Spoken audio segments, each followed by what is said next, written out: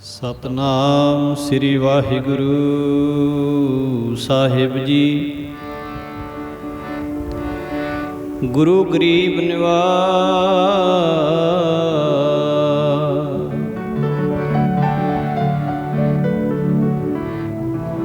तेरे कवन कवन गुण कह कह गावा, तू साहिब गुणी निधाना।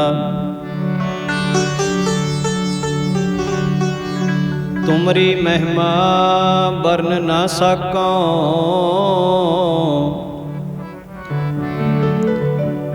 तू ठाकुर ऊच भगवाना। ज्ञान ध्यान किश कर्म ना जाना,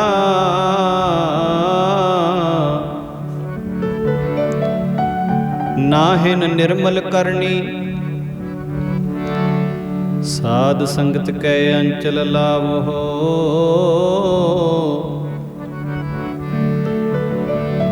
बिखम नदी जाए तरनी।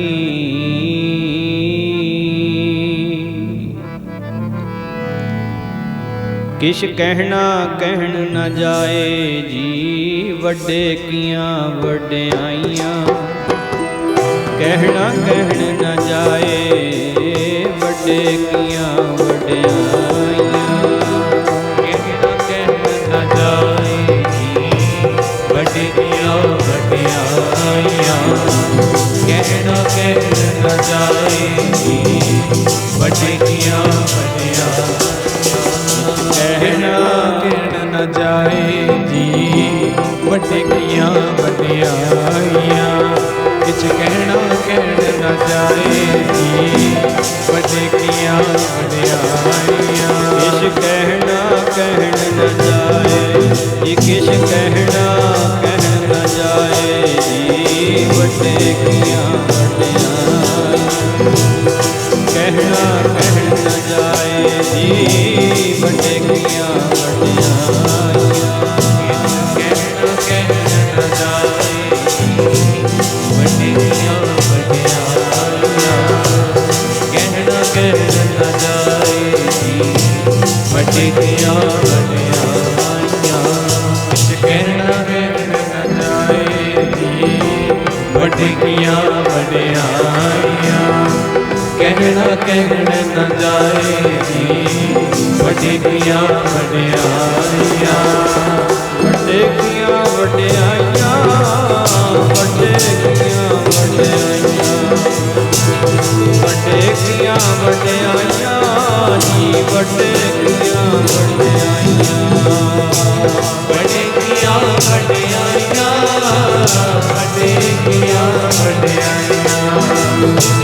वड्डे कियां वड्डियाइयां, वड्डे कियां वड्डियाइयां। वड्डे कियां वड्डियाइयां, वड्डे कियां वड्डियाइयां। वड्डे कियां वड्डियाइयां, वड्डे कियां वड्डियाइयां। वड्डे कियां वड्डियाइयां जी, वड्डे कियां वड्डियाइयां। वड्डे कियां वड्डियाइयां, वड्डे कियां वड्डियाइयां। वड्डे कियां वड्डियाइयां, वड्डे कियां वड्डियाइयां। वड्डे कियां वड्डियाइयां, वड्डे कियां वड्डियाइयां। वड्डे कियां वड्डियाइयां, वड्डे कियां वड्डियाइयां। वड्डे कियां वड्डियाइयां, वड्डे कियां वड्डियाइयां। किछ कहना कहन न जाए जी, किछ कहना कहन न जाए जी, वड्डे कियां वड्डियाइयां। कहना कहन न जाए जी, वड्डे कियां वड्डियाइयां। किछ कहना कहन न जाए जी, वड्डे कियां वड्डियाइयां। किछ कहना कहन न जाए जी, वड्डे कियां वड्डियाइयां। किछ कहना कहन न जाए जी, वड्डे कियां वड्डियाइयां। कहना कहन न ਨਾ ਜਾਏ ਜੀ, ਵੱਡੀਆਂ ਵਡਿਆਈਆਂ। ਵੱਡੇ ਕੀਆਂ ਵਡਿਆਈਆਂ, ਕਿਛ ਕਹਿਣਾ ਕਹਿਣ ਨਾ ਜਾਏ। ਸੋ ਕਰਤਾ ਕਾਦਰ ਕਰੀਮ, ਦੇ ਜੀਆਂ ਰਿਜ਼ਕ ਸੰਭਾਹੇ। ਸਾਈ ਕਾਰ ਕਮਾਵਣੀ, ਧੁਰ ਛੋਡੀ ਤਿਨੈ ਪਾਏ। ਨਾਨਕ ਏਕੀ ਬਾਹਰੀ, ਹੋਰ ਦੂਜੀ ਨਾਹੀ ਜਾਏ। ਸੋ ਕਰੇ ਜੇ ਤਿਸੈ ਰਜਾਏ, ਸੋ ਕਰੇ ਜੇ ਤਿਸੈ ਰਜਾਏ।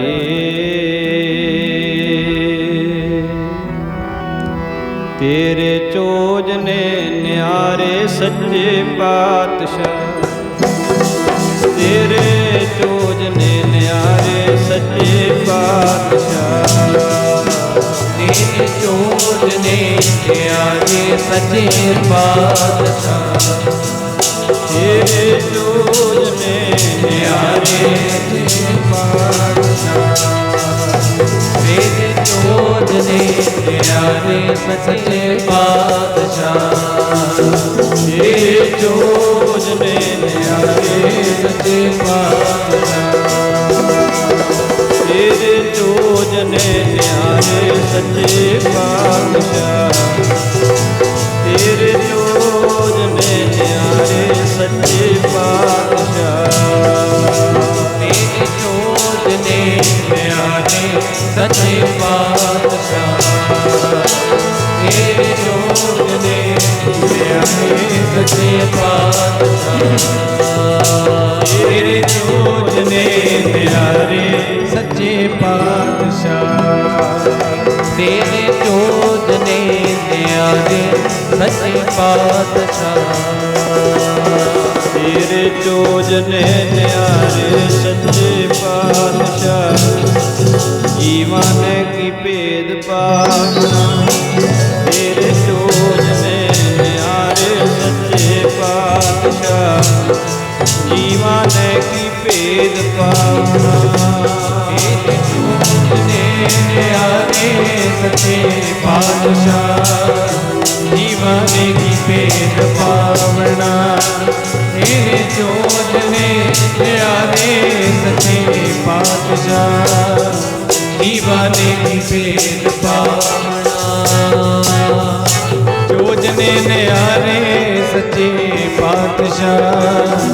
ਜੀਵਾਂ ਨੇ ਕੀ ਭੇਦ ਭਾਵਨਾ, ਤੇਰੇ ਚੋਜ ਨੇ ਨਿਆਰੇ ਸੱਚੇ ਪਾਤਸ਼ਾਹ। ਜੀਵਾਂ ਨੇ ਕੀ ਭੇਦ ਭਾਵਨਾ। ਪਰਮ ਸਤਿਕਾਰਯੋਗ ਸਤਿਗੁਰੂ ਜੀ ਦੀ ਸਾਜੀ ਅਤੇ ਨਵਾਜੀ ਹੋਈ ਗੁਰੂ ਰੂਪ ਸਾਧ ਸੰਗਤ ਜੀ, ਅਦਬ ਸਤਿਕਾਰ ਸਹਿਤ ਗੁਰ ਫਤਿਹ ਦੀ ਸਾਂਝ ਪਾਓ। ਗੱਜ ਕੇ ਆਖੋ ਜੀ ਵਾਹਿਗੁਰੂ ਜੀ ਕਾ ਖਾਲਸਾ ਵਾਹਿਗੁਰੂ ਜੀ ਕੀ ਫਤਿਹ। ਦਾਤਾਰ ਪਾਤਸ਼ਾਹ ਜੀ ਨੇ ਤਰਸ ਕੀਤੇ ਸਾਡੇ ਸਾਰਿਆਂ ਤੇ ਮਹਾਰਾਜ ਜੀ ਦੀ ਰਹਿਮਤ ਦਾ ਸਦਕਾ ਆਪਾਂ ਨੂੰ ਸਤਸੰਗ ਦਾ ਸੁਭਾਗ ਸਮਾਂ ਪ੍ਰਾਪਤ ਹੋਇਆ ਹੈ। ਧੰਨ ਭਗਤ ਕਬੀਰ ਸਾਹਿਬ ਜੀ ਮਹਾਰਾਜ ਜੀਆਂ ਦੇ ਪਵਿੱਤਰ ਜੀਵਨ ਦੀ ਵਿਚਾਰ ਆਪ ਜੀ ਪਿਛਲੇ ਦਿਨਾਂ ਤੋਂ ਸਰਵਣ ਕਰਦੇ ਆ ਰਹੇ ਹੋ। ਬਾਣੀ ਕਹਿੰਦੀ ਹੈ ਜੀ, ਸਾਧ ਰੂਪ ਆਪਣਾ ਤਨ ਧਾਰਿਆ। ਸੰਸਾਰ ਦੇ ਜੀਵਾਂ ਦੇ ਭਲੇ ਵਾਸਤੇ, ਸੰਸਾਰ ਦੇ ਜੀਵਾਂ ਨੂੰ ਭੁੱਲਿਆ ਹੋਇਆਂ ਨੂੰ ਰਾਹੇ ਪਾਉਣ ਵਾਸਤੇ ਸ੍ਰੀ ਅਕਾਲ ਪੁਰਖ ਵਾਹਿਗੁਰੂ ਜੀ ਸਮੇਂ-ਸਮੇਂ ਉੱਤੇ ਜੁਗ-ਜੁਗ ਸਤਿਗੁਰ ਧਰੇ ਅਵਤਾਰੀ, ਸਮੇਂ-ਸਮੇਂ ਦੇ ਉੱਤੇ ਆਪਣਾ ਰੂਪ ਪ੍ਰਗਟ ਕਰਦੇ ਆ। ਤੇ ਉਹਨਾਂ ਹੀ ਰੂਪਾਂ ਦੇ ਵਿੱਚੋਂ ਧੰਨ ਭਗਤ ਕਬੀਰ ਸਾਹਿਬ ਜੀ ਮਹਾਰਾਜ ਵੀ ਸਨ। ਕਬੀਰ ਸਾਹਿਬ ਜੀਆਂ ਦੇ ਜੀਵਨ ਦੀਆਂ ਵਿਚਾਰਾਂ ਆਪ ਜੀ ਸਰਵਣ ਕਰ ਰਹੇ ਹੋ। ਜਿਸ ਸਮੇਂ ਭਗਤ ਕਬੀਰ ਸਾਹਿਬ ਜੀ ਮਹਾਰਾਜ ਜੀ ਹੋਏ ਨੇ, ਉਸ ਵੇਲੇ ਜਾਤੀ ਪ੍ਰਥਾ ਦਾ ਇੰਨਾ ਵਿਗਾੜ ਸਾਡੇ ਸਮਾਜ ਦੇ ਵਿੱਚ ਪਿਆ ਹੋਇਆ ਸੀ ਵੀ ਜਿਹੜੇ ਆਪਣੇ ਆਪ ਨੂੰ ਉੱਚੀਆਂ ਜਾਤਾਂ ਦੇ ਸਮਝਦੇ ਸਨ, ਉਹ ਅਖੌਤੀ ਨੀਵੀਂ ਜਾਤ ਵਾਲਿਆਂ ਨੂੰ ਆਪਣੇ ਮੱਥੇ ਲੱਗਣਾ ਵੀ ਮਾੜਾ ਜਾਣਦੇ ਸੀ। ਉੱਚੀ ਜਾਤ ਵਾਲਿਆਂ ਦੇ ਪਾਣੀ ਪੀਣ ਦੇ ਖੂਹ ਅਲੱਗ, ਜੇ ਕੋਈ ਤੀਰਥ ਹੈ ਤੀਰਥਾਂ ਤੇ ਉਹਨਾਂ ਦੇ ਇਸ਼ਨਾਨ ਕਰਨ ਦੇ ਘਾਟ ਅਲੱਗ। ਨਗਰਾਂ ਦੇ ਵਿੱਚ ਅਖੌਤੀ ਨੀਵੀਂ ਜਾਤ ਵਾਲਿਆਂ ਦੇ ਘਰ ਉੱਚੀ ਜਾਤ ਵਾਲਿਆਂ ਦੇ ਘਰਾਂ ਨਾਲੋਂ ਲਹਿੰਦੇ ਵਾਲੇ ਪਾਸੇ ਬਣਾਏ ਜਾਂਦੇ। ਬੜੇ ਤਰ੍ਹਾਂ ਦੇ ਵਿਤਕਰੇ ਹੁੰਦੇ। ਨੀਵੀਂ ਜਾਤ ਦਾ ਬੰਦਾ ਉੱਚੀ ਜਾਤ ਵਾਲਿਆਂ ਦੇ ਖੂਹ ਤੇ ਪਾਣੀ ਨਹੀਂ ਸੀ ਪੀ ਸਕਦਾ। ਤੇ ਪਰ ਹੁਣ ਰੱਬ ਦੇ ਪਿਆਰਿਆਂ ਨੂੰ ਤੇ ਇਹਨਾਂ ਗੱਲਾਂ ਨਾਲ ਮਤਲਬ ਕੋਈ ਨਹੀਂ ਹੁੰਦਾ। ਇੱਕ ਦਿਨ ਭਗਤ ਕਬੀਰ ਸਾਹਿਬ ਜੀ ਮਹਾਰਾਜ ਗੰਗਾ ਦੇ ਘਾਟ ਤੇ ਇਸ਼ਨਾਨ ਕਰਨ ਵਾਸਤੇ ਸਾਧ ਸੰਗਤ ਜੀ ਗਏ ਹੋਏ ਨੇ। ਕਬੀਰ ਸਾਹਿਬ ਜੀ ਗੰਗਾ ਦੇ ਘਾਟ ਤੇ ਜਦੋਂ ਇਸ਼ਨਾਨ ਕਰਕੇ ਤੇ ਵਾਪਸ ਤੁਰੇ ਤੇ ਉਸ ਵੇਲੇ ਉੱਥੇ ਇੱਕ ਬ੍ਰਾਹਮਣ ਜਿਹੜਾ ਹੈ ਤੇ ਬੜਾ ਵਿਦਵਾਨ ਸੀ, ਬਹੁਤ ਵਿਦਿਆ ਜਾਣਦਾ ਸੀ, ਜਿਹਦਾ ਨਾਮ ਇਤਿਹਾਸ ਵਿੱਚ ਆਇਆ ਜੀ ਮੁਕੰਦਾ। ਮੁਕੰਦਾ ਬ੍ਰਾਹਮਣ ਉਹ ਵੀ ਉੱਥੇ ਇਸ਼ਨਾਨ ਕਰਨ ਵਾਸਤੇ ਆ ਗਿਆ। ਕਬੀਰ ਸਾਹਿਬ ਜੀਆਂ ਨੂੰ ਉੱਥੋਂ ਘਾਟ ਤੋਂ ਆਉਂਦਿਆਂ ਵੇਖ ਕੇ ਮੁਕੰਦਾ ਬ੍ਰਾਹਮਣ ਮੱਥੇ ਤੇ ਤਿਉੜੀਆਂ ਪਾ ਕੇ ਕਹਿਣ ਲੱਗਿਆ ਕਿ ਤੈਨੂੰ ਮਰਿਆਦਾ ਦਾ ਨਹੀਂ ਪਤਾ ਕਿ ਇਹ ਤਾਂ ਸਾਡੇ ਉੱਚੀ ਜਾਤ ਵਾਲੇ ਬ੍ਰਾਹਮਣਾਂ ਦੇ ਇਸ਼ਨਾਨ ਕਰਨ ਦਾ ਘਾਟ ਹੈ ਤੇ ਤੂੰ ਇੱਥੇ ਕੀ ਕਰਨਾ ਹੈ। ਕਬੀਰ ਸਾਹਿਬ ਜੀ ਮਹਾਰਾਜ ਕਹਿਣ ਲੱਗੇ, ਕਹਿੰਦੇ ਐ ਮੁਕੰਦੇ ਬ੍ਰਾਹਮਣ, ਤੂੰ ਮੈਨੂੰ ਸਿੱਧ ਕਰਕੇ ਦੱਸ ਦੇ ਵੀ ਤੂੰ ਮੇਰੇ ਨਾਲੋਂ ਵੱਖਰਾ ਹੈ। ਤੇਰੀ ਸਰੀਰ ਕਰਕੇ ਰੱਬ ਨੇ ਕੋਈ ਬਣਤਰ ਵੱਖਰੇ ਤਰੀਕੇ ਦੀ ਬਣਾਈ ਹੋਈ ਹੈ, ਜਾਂ ਕੋਈ ਹੋਰ ਤੇਰੇ ਵਿੱਚ ਕੋਈ ਵੱਖਰਾਪਨ ਪਰਮਾਤਮਾ ਨੇ ਭਗਵਾਨ ਨੇ ਪਾਇਆ ਹੈ। ਮੈਂ ਸਹਿਮਤ ਹੋ ਜਾਵਾਂਗਾ ਤੇਰੇ ਨਾਲ। ਹੁਣ ਮੁਕੰਦਾ ਬ੍ਰਾਹਮਣ ਵਿਦਵਾਨ ਤੇ ਬੜਾ ਸੀ, ਪਰ ਹੁਣ ਇਸ ਗੱਲ ਨੂੰ ਕਿੱਦਾਂ ਸਿੱਧ ਕਰੇ ਵੀ ਮੈਂ ਤੇਰੇ ਨਾਲੋਂ ਵੱਖਰਾ। ਹੁਣ ਇੱਕੋ ਹੀ ਗੱਲ ਬਾਰ-ਬਾਰ ਮੁਕੰਦਾ ਕਹੀ ਜਾਂਦਾ, ਕਹਿੰਦਾ ਮੇਰੀ ਜਾਤ ਤੇਰੇ ਨਾਲੋਂ ਉੱਚੀ ਹੈ, ਮੇਰੀ ਕੁੱਲ ਤੇਰੇ ਨਾਲੋਂ ਉੱਚੀ ਹੈ, ਇਸ ਕਰਕੇ ਮੈਂ ਤੇਰੇ ਨਾਲੋਂ ਉੱਚਾ ਹਾਂ। ਤਾਂ ਹੁਣ ਭਗਤ ਕਬੀਰ ਸਾਹਿਬ ਜੀ ਮਹਾਰਾਜ ਉਸ ਵੇਲੇ ਪਾਵਨ ਸ਼ਬਦ ਉਚਾਰਨ ਕਰਦੇ ਨੇ, ਕਹਿੰਦੇ ਗਰਭਵਾਸ ਮਹਿ ਕੁੱਲ ਨਹੀਂ ਜਾਤੀ।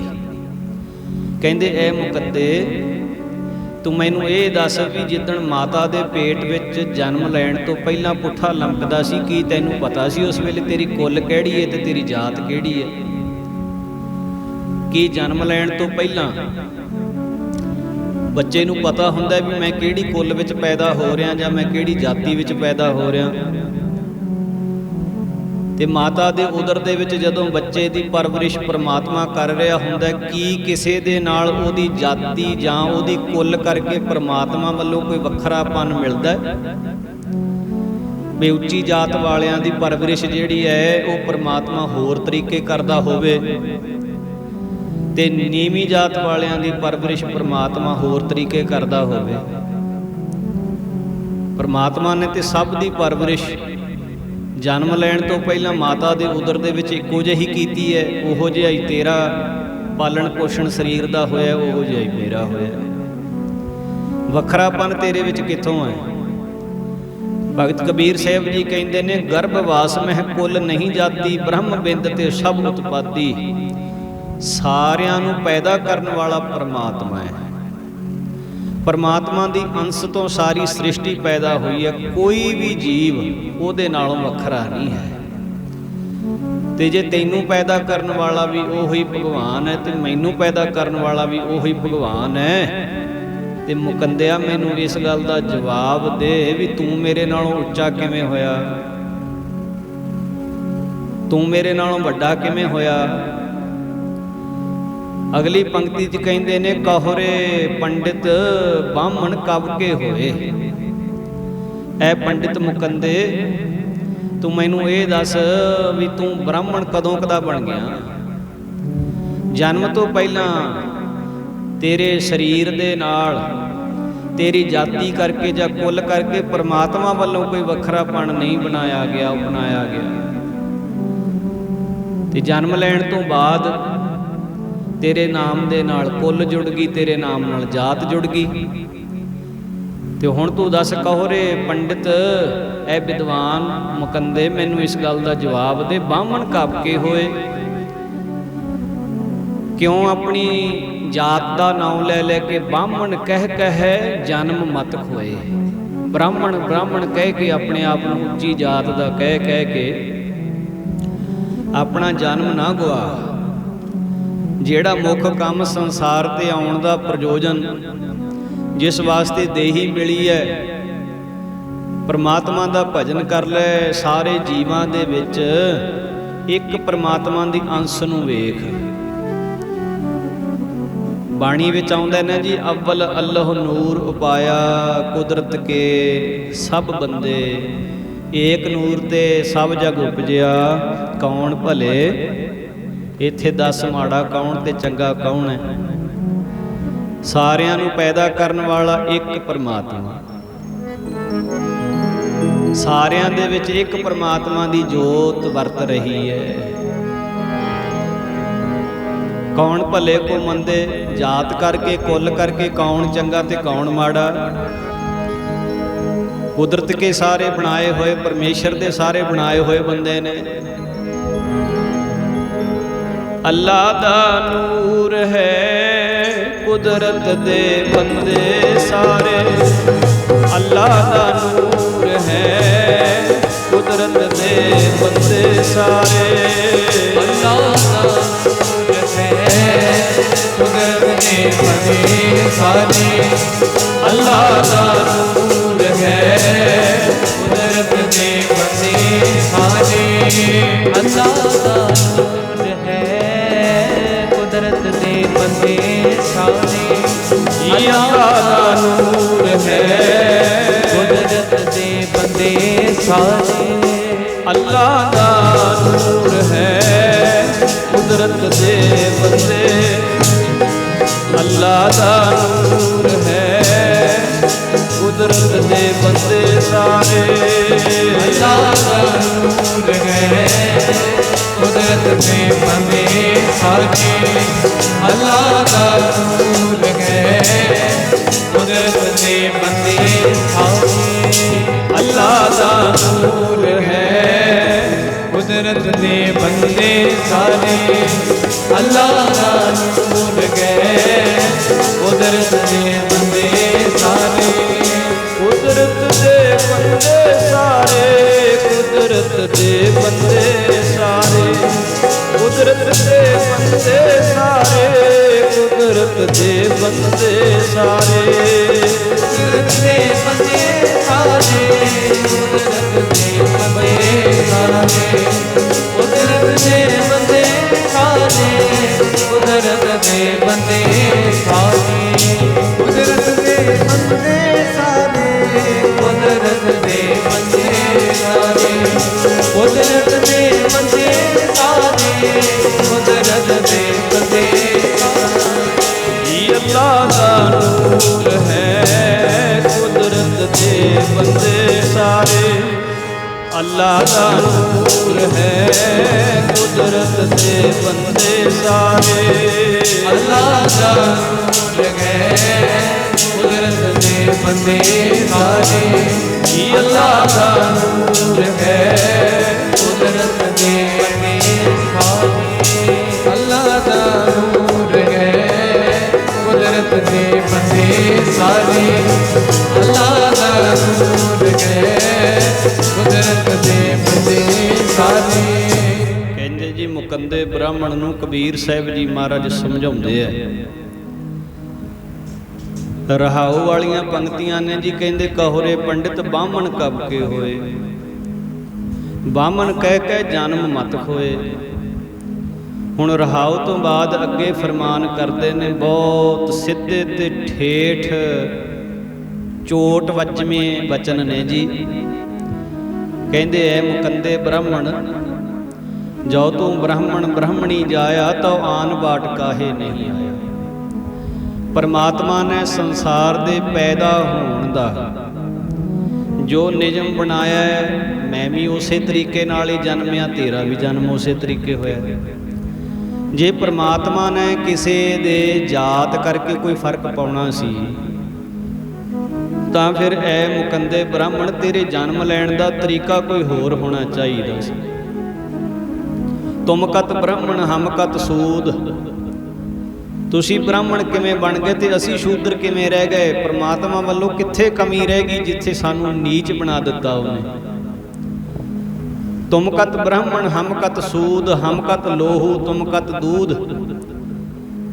ਸਾਡੇ ਸਰੀਰ ਦੇ ਵਿੱਚ ਵੀ ਨਾੜਾਂ ਵਿੱਚ ਲਹੂ ਵਗਦਾ ਹੈ, ਤੇ ਵੀ ਹੁਣ ਤੂੰ ਆਪਣਾ ਦੱਸ ਦੇ ਵੀ ਤੇਰੇ ਸਰੀਰ ਦੇ ਵਿੱਚ ਜਿਹੜੀਆਂ ਨਾੜਾਂ ਨੇ ਕੀ ਉਹਨਾਂ ਦੇ ਵਿੱਚ ਦੁੱਧ ਵਗਦਾ? ਤੇਰੀਆਂ ਸਰੀਰ ਦੀਆਂ ਨਾੜਾਂ ਦੇ ਵਿੱਚ ਵੀ ਲਹੂ ਵਗਦਾ, ਮੇਰੇ ਸਰੀਰ ਦੀਆਂ ਨਾੜਾਂ ਵਿੱਚ ਵੀ ਲਹੂ ਵਗਦਾ।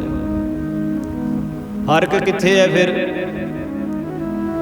ਕਹਿੰਦੇ ਬ੍ਰਾਹਮਣ ਕਿਸ ਨੂੰ ਕਹੀਦਾ? ਕਹੋ ਕਬੀਰ ਜੋ ਬ੍ਰਹਮ ਵਿਚਾਰ ਹੈ, ਜਿਹੜਾ ਬ੍ਰਹਮ ਦੀ ਵਿਚਾਰ ਕਰਦਾ, ਜਿਹੜਾ ਰੱਬ ਦੀ ਵਿਚਾਰ ਕਰਦਾ, ਸੋ ਬ੍ਰਾਹਮਣ ਕਹੀਅਤ ਹੈ ਹਮਾਰੇ। ਕਹਿੰਦੇ ਉਸ ਮਨੁੱਖ ਨੂੰ ਬ੍ਰਾਹਮਣ ਕਹਿਣਾ ਯੋਗ ਹੈ, ਉਸ ਮਨੁੱਖ ਨੂੰ ਬ੍ਰਾਹਮਣ ਕਹਿਣਾ ਜਾਇਜ਼ ਹੈ ਜਿਹੜਾ ਬ੍ਰਹਮ ਦੀ ਵਿਚਾਰ ਕਰੇ, ਜਿਹੜਾ ਰੱਬ ਦੀ ਗੱਲ ਕਰੇ, ਜਿਹੜਾ ਰੱਬ ਨਾਲ ਜੁੜਿਆ ਹੋਵੇ ਤੇ ਰੱਬ ਨਾਲ ਜੋੜਦਾ ਹੋਵੇ, ਜਿਹੜਾ ਇਨਸਾਨਾਂ ਦੇ ਵਿੱਚ ਫਰਕ ਕਰੇ, ਵਿਤਕਰਾ ਕਰੇ, ਮਜ਼ਹਬ ਦੇ ਨਾਂ ਤੇ, ਜਾਤੀ ਦੇ ਨਾਂ ਤੇ, ਕੁੱਲ ਦੇ ਨਾਂ ਤੇ ਜੇ ਕੋਈ ਵਿਤਕਰਾ ਕਰੇ ਨਾ, ਤੇ ਕਹਿੰਦੇ ਉਹਦਾ ਜਿਹੜਾ ਵਿਤਕਰਾ ਕੀਤਾ ਹੋਇਆ ਪ੍ਰਮਾਣ ਨਹੀਂ ਹੁੰਦਾ ਕਦੇ ਪਰਮਾਤਮਾ ਦੇ ਦਰ ਤੇ। ਮੁਕੰਦਾ ਹੈ ਤੇ ਸਾਧ ਸੰਗਤ ਜੀ ਵਿਦਵਾਨ ਸੀ, ਪਰ ਹੁਣ ਕਬੀਰ ਸਾਹਿਬ ਮਹਾਰਾਜ ਜੀਆਂ ਦੇ ਵਚਨਾਂ ਦੇ ਅੱਗੇ ਉਹਨੂੰ ਨਿਰੁੱਤਰ ਹੋਣਾ ਪੈ ਗਿਆ। ਜਦੋਂ ਹੰਕਾਰੀ ਬੰਦਾ ਲਾਜਵਾਬ ਹੋ ਜਾਏ ਨਾ ਜੀ, ਫਿਰ ਉਹਦੇ ਕੋਲ ਇੱਕ ਤਰੀਕਾ ਬਚ ਜਾਂਦਾ ਹੈ ਕ੍ਰੋਧਵਾਨ ਹੋਣ ਦਾ, ਗੁੱਸੇ ਹੋਣ ਦਾ। ਫਿਰ ਉਹ ਗੁੱਸਾ ਵਿਖਾਉਂਦਾ ਹੈ।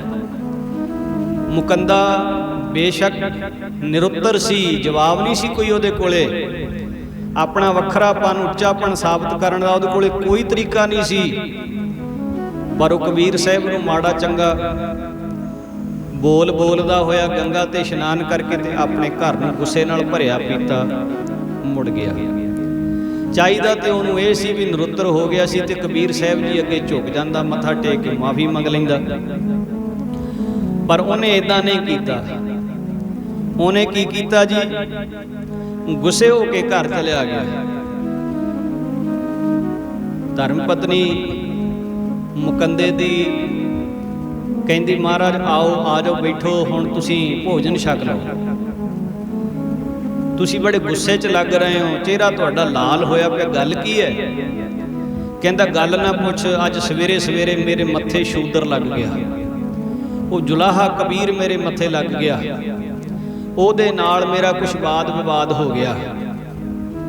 ਬੜੀਆਂ ਗੱਲਾਂ ਆਉਂਦੀਆਂ ਨੇ, ਉਹਨੂੰ ਪਤਾ ਨਹੀਂ ਕਿੱਥੋਂ ਇੰਨੀਆਂ ਗੱਲਾਂ ਉਹਨੇ ਸਿੱਖੀਆਂ ਨੇ, ਪਰ ਮੈਂ ਤੇ ਹੈਰਾਨ ਆ ਵੀ ਉੱਥੇ ਉਹਦੇ ਨਾਲ ਮੇਰੀ ਵਿਚਾਰ ਚਰਚਾ ਹੋਈ ਹੈ। ਮੈਂ ਆਪਦੇ ਘਰ ਨੂੰ ਆਇਆ, ਹੁਣ ਉਹ ਮੇਰੇ ਮਗਰ ਮੇਰੇ ਘਰ ਨੂੰ ਆ ਗਿਆ। ਮੁਕੰਦੇ ਦੀ ਪਤਨੀ ਕਹਿਣ ਲੱਗੀ, ਕਹਿੰਦੀ ਸਵਾਮੀ ਜੀ ਇਹ ਕੀ ਕਹਿ ਰਹੇ ਹੋ ਤੁਸੀਂ? ਤੁਸੀਂ ਤੇ ਇਕੱਲੇ ਆਏ ਹੋ, ਕਬੀਰ ਤੇ ਤੁਹਾਡੇ ਨਾਲ ਨਹੀਂ ਆਇਆ, ਕਬੀਰ ਸਾਡੇ ਘਰ ਕਿਵੇਂ ਆ ਸਕਦਾ? ਕਹਿੰਦੇ ਲੈ ਤੈਨੂੰ ਦਿਸਦਾ ਨਹੀਂ, ਆ ਦੇਖ ਮੇਰੇ ਕੋਲ ਬੈਠਾ ਹੈ। ਹੁਣ ਉਹਦੀ ਪਤਨੀ ਜਿਹੜੀ ਹੈ ਉਹਨੂੰ ਦਿਸ ਨਹੀਂ ਰਿਹਾ ਤੇ ਮੁਕੰਦੇ ਨੂੰ ਕਬੀਰ ਸਾਹਿਬ ਨੇ ਬੈਠੇ ਮੁਸਕਰਾਉਂਦੇ ਦਿਸ ਰਹੇ। ਪਰਮੇਸ਼ਰ ਨੇ ਕੋਈ ਐਸੀ ਖੇਡ ਵਰਤਾਤੀ, ਕਲਾ ਵਰਤਾਤੀ। ਹੁਣ ਉਸ ਵੇਲੇ ਮੁਕੰਦੇ ਬ੍ਰਾਹਮਣ ਦੀ ਪਤਨੀ ਸੋਚਦੀ ਹੈ ਵੀ ਸ਼ਾਇਦ ਇਹਨਾਂ ਨੂੰ ਕੋਈ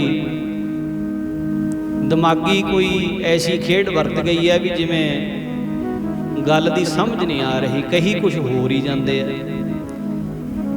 ਸਾਹਮਣੇ ਕੁਝ ਹੋਰ ਹੈ। ਚਲੋ ਕਹਿੰਦੀ ਬਾਅਦ ਦੇ ਵਿੱਚ ਗੱਲ ਕਰਾਂਗੇ, ਤੁਸੀਂ ਪਹਿਲਾਂ ਨਿਸ਼ਚਿੰਤ ਹੋ ਕੇ ਭੋਜਨ ਕਰ ਲਓ। ਉਹ ਭੋਜਨ ਜਦੋਂ ਥਾਲੀ ਵਿੱਚ ਪਾ ਕੇ ਲਿਆਈ ਤੇ ਮੁਕੰਦੇ ਬ੍ਰਾਹਮਣ ਨੇ ਭੋਜਨ ਨਾ ਕੀਤਾ, ਥਾਲੀ ਨਾ ਪ੍ਰਵਾਨ ਕੀਤੀ। ਕਹਿੰਦਾ ਮੈਂ ਸ਼ੂਦਰ ਦੇ ਨਾਲ ਬਹਿ ਕੇ ਖਾਵਾਂ? ਆ ਜੁਲਾਹਾ ਮੇਰੇ ਕੋਲ ਬੈਠਾ, ਮੈਂ ਕਿਵੇਂ ਖਾ ਸਕਦਾ? ਤੇ ਉਸ ਵੇਲੇ ਹੁਣ ਮੁਕੰਦੇ ਦੀ ਜਿਹੜੀ ਪਤਨੀ ਹੈ ਉਹ ਆਪਣੇ ਆਂਢ ਗੁਆਂਢ ਨੂੰ ਇਕੱਠਿਆਂ ਕਰਦੀ ਹੈ। ਕਹਿੰਦੀ ਪਤਾ ਨਹੀਂ ਗੱਲ ਕੀ ਹੈ, ਸਵੇਰੇ ਗੰਗਾ ਦੇ ਘਾਟ ਤੇ ਇਸ਼ਨਾਨ ਕਰਨ ਗਏ, ਇਸ਼ਨਾਨ ਕਰਕੇ ਵਾਪਸ ਆਉਂਦਿਆਂ ਪਤਾ ਨਹੀਂ ਕੀ ਬੋਲੀ ਜਾਂਦੇ ਆ, ਆਖੀ ਜਾਂਦੇ ਨੇ ਕਬੀਰ ਮੇਰੇ ਕੋਲ ਬੈਠਾ, ਕਬੀਰ ਤੇ ਹੈ ਹੀ ਨਹੀਂ ਇੱਥੇ। ਉਹ ਆਂਢ ਗੁਆਂਢ ਨੂੰ, ਭਾਈਚਾਰੇ ਨੂੰ ਇਕੱਠਾ ਕਰ ਲਿਆਈ। ਹੁਣ ਉਹ ਵੀ ਸਾਰੇ ਕਹਿੰਦੇ ਨੇ, ਕਹਿੰਦੇ ਮੁਕੰਦਿਆ ਤੂੰ ਤੇ ਐਡਾ ਵਿਦਵਾਨ, ਐਡਾ ਸਿਆਣਾ ਹੈ, ਇੱਥੇ ਕਬੀਰ ਕਿੱਥੇ, ਤੂੰ ਸਾਡੇ ਤੇ ਯਕੀਨ ਕਰ। ਉਹ ਬਾਕੀ ਸਾਰਿਆਂ ਨਾਲ ਵੀ ਝਗੜਦਾ ਹੈ ਵੀ ਤੁਹਾਨੂੰ ਨਹੀਂ ਦਿਸਦਾ, ਤੁਹਾਨੂੰ ਕਿਉਂ ਨਹੀਂ ਦਿਸਦਾ, ਤੁਸੀਂ ਅੰਨੇ ਹੋਏ ਵੇ ਹੋ, ਮੇਰੇ ਕੋਲ ਬੈਠਾ ਹੈ, ਉਹ ਬਹੁਤ ਮਾੜੇ ਚੰਗੇ ਬੋਲ ਬੋਲਦਾ ਜੀ। ਅੱਛਾ ਜੀ, ਹੁਣ ਮੁਕੰਦਾ ਗੁੱਸੇ ਹੋ ਕੇ ਨਾ ਜੀ ਝਗੜਾ ਕਰਕੇ ਸਭ ਦੇ ਨਾਲ ਤੇ ਘਰੋਂ ਬਾਹਰ ਨਿਕਲ ਜਾਂਦਾ। ਮੁਕੰਦੇ ਦੀ ਪਤਨੀ ਤੇ ਭਾਈਚਾਰੇ ਦੇ ਲੋਕ ਵੀ ਮੁਕੰਦੇ ਦੇ ਮਗਰ ਮਗਰ ਨੇ ਵੀ ਇਹ ਦਿਮਾਗੀ ਪਰੇਸ਼ਾਨੀ ਦੀ ਹਾਲਤ ਵਿੱਚ ਆ ਗਿਆ, ਕਿਤੇ ਕੋਈ ਉਹੋ ਜੀ ਗੱਲ ਨਾ ਕਰ ਬੈਠੇ, ਗੰਗਾ 'ਚ ਨਾ ਛਾਲ ਮਾਰ ਦੇਵੇ, ਕਿਸੇ ਖੂਹ 'ਚ ਨਾ ਛਾਲ ਮਾਰ ਦੇਵੇ, ਕੋਈ ਇਹੋ ਜੀ ਗੱਲ ਨਾ ਹੋ ਜਾਏ ਜਿਹਦੇ ਕਰਕੇ ਸਰੀਰ ਦਾ ਨੁਕਸਾਨ ਹੋ ਜਾਏ। ਹੁਣ ਮੁਕੰਦਾ ਨਾਲੇ ਤੁਰਿਆ ਜਾਂਦਾ ਤੇ ਨਾਲੇ ਕਬੀਰ ਸਾਹਿਬ ਨੂੰ ਗਾਲਾਂ ਕੱਢੀ ਜਾਂਦਾ, ਮਾੜੇ ਚੰਗੇ ਬੋਲ ਬੋਲੀ ਜਾਂਦਾ। ਤੇ ਹੁਣ ਅੱਗੇ ਕਬੀਰ ਸਾਹਿਬ ਜੀ ਮਹਾਰਾਜ ਵੀ ਗੰਗਾ ਦੇ ਘਾਟ ਤੋਂ ਤੁਰੇ ਆ ਰਹੇ ਸੀ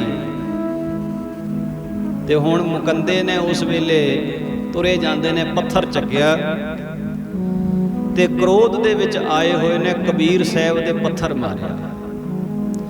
ਪੱਥਰ ਮਾਰਿਆ ਤੇ ਪੱਥਰ ਕਬੀਰ ਸਾਹਿਬ ਜੀਆਂ ਦੇ ਮੱਥੇ 'ਚ ਵੱਜਿਆ, ਲਹੂ ਨਿਕਲ ਪਿਆ। ਕਬੀਰ ਸਾਹਿਬ ਜੀ ਮੁਸਕਰਾ ਕੇ ਕਹਿੰਦੇ ਨੇ, ਕਹਿੰਦੇ ਪੰਡਿਤ ਜੀ ਤੁਸੀਂ ਤੇ ਬੜੇ ਸਿਆਣੇ ਹੋ, ਤੁਸੀਂ ਤੇ ਬੜੇ ਸੋਝੀ ਵਾਲੇ ਹੋ, ਤੁਹਾਡਾ ਤਾਂ ਕ੍ਰੋਧ ਤੇ ਕਾਬੂ ਪੈ ਜਾਣਾ ਚਾਹੀਦਾ ਸੀ, ਪਰ ਤੁਸੀਂ ਜਿੰਨੀ ਵਿਦਿਆ ਪੜ੍ਹੀ ਹੈ ਤੁਹਾਡੀ ਵਿਦਵਤਾ ਨੇ ਕ੍ਰੋਧ ਦੇ ਉੱਤੇ ਕਾਬੂ ਪਾਉਣਾ ਨਹੀਂ ਸਿਖਾਇਆ। ਭਗਤ ਕਬੀਰ ਜੀ ਬਹੁਤ ਧੀਰਜ ਦੇ ਨਾਲ ਅੱਗਿਓਂ ਗੱਲ ਕਰਦੇ ਐ। ਮੱਥੇ ਤੇ ਵੱਜਿਆ ਹੋਇਆ ਪੱਥਰ, ਖੂਨ ਨਿਕਲ ਰਿਹਾ ਹੈ, ਪਰ ਭਗਤ ਜੀ ਪਰਵਾਹ ਨਹੀਂ ਕਰ ਰਹੇ, ਅੱਗਿਓਂ ਕ੍ਰੋਧਿਤ ਹੋ ਕੇ ਨਹੀਂ ਕੁਝ ਵੀ ਕਹਿ ਰਹੇ, ਬਹੁਤ ਪਿਆਰ ਦੇ ਤੇ ਬਹੁਤ ਮਿੱਠੇ ਬੋਲ ਬੋਲਦੇ ਹੋਏ ਸ਼ਬਦ ਉਚਾਰਨ ਕਰਦੇ ਆ। ਕਹਿੰਦੇ ਚਲੋ ਮੈਂ ਤੇ ਨੀਵੀਂ ਜਾਤ ਦਾ ਬੰਦਾ, ਮੈਂ ਤੇ ਸ਼ੂਦਰ, ਤੁਸੀਂ ਤੇ ਵਿਦਵਾਨ ਹੋ ਨਾ, ਤੁਸੀਂ ਤੇ ਪੜ੍ਹੇ ਹੋਏ ਹੋ, ਤੁਸੀਂ ਤੇ ਸਾਰੇ ਗ੍ਰੰਥਾਂ ਨੂੰ ਐਨ ਘੋਟ ਕੇ ਪੀਤਾ ਹੋਇਆ, ਤੁਸੀਂ ਤੇ ਹਰ ਰੋਜ਼ ਗਾਇਤਰੀ ਮੰਤਰ ਦਾ ਜਾਪ ਕਰਦੇ ਹੋ, ਤੁਹਾਡੇ ਅੰਦਰ ਤੇ ਸ਼ਾਂਤੀ ਤੇ ਸਹਿਜ ਹੋਣਾ ਚਾਹੀਦਾ, ਪਰ ਤੁਹਾਡੇ ਵਿੱਚ ਇੰਨਾ ਕ੍ਰੋਧ, ਤੁਹਾਡੇ ਵਿੱਚ ਇੰਨਾ ਗੁੱਸਾ। ਹੁਣ ਸ਼ਬਦ ਕਿਹੜਾ ਉਚਾਰਨ ਕੀਤਾ, ਕਹਿੰਦੇ ਹਮ ਘਰ ਸੂਤ ਤਨਹਿ ਨਿਤ ਤਾਨਾ, ਮੈਂ ਤੇ ਜੁਲਾਹਾ, ਮੇਰਾ ਤਾਂ ਕੰਮ ਹੈ ਕੱਪੜੇ ਬੁਣਨੇ,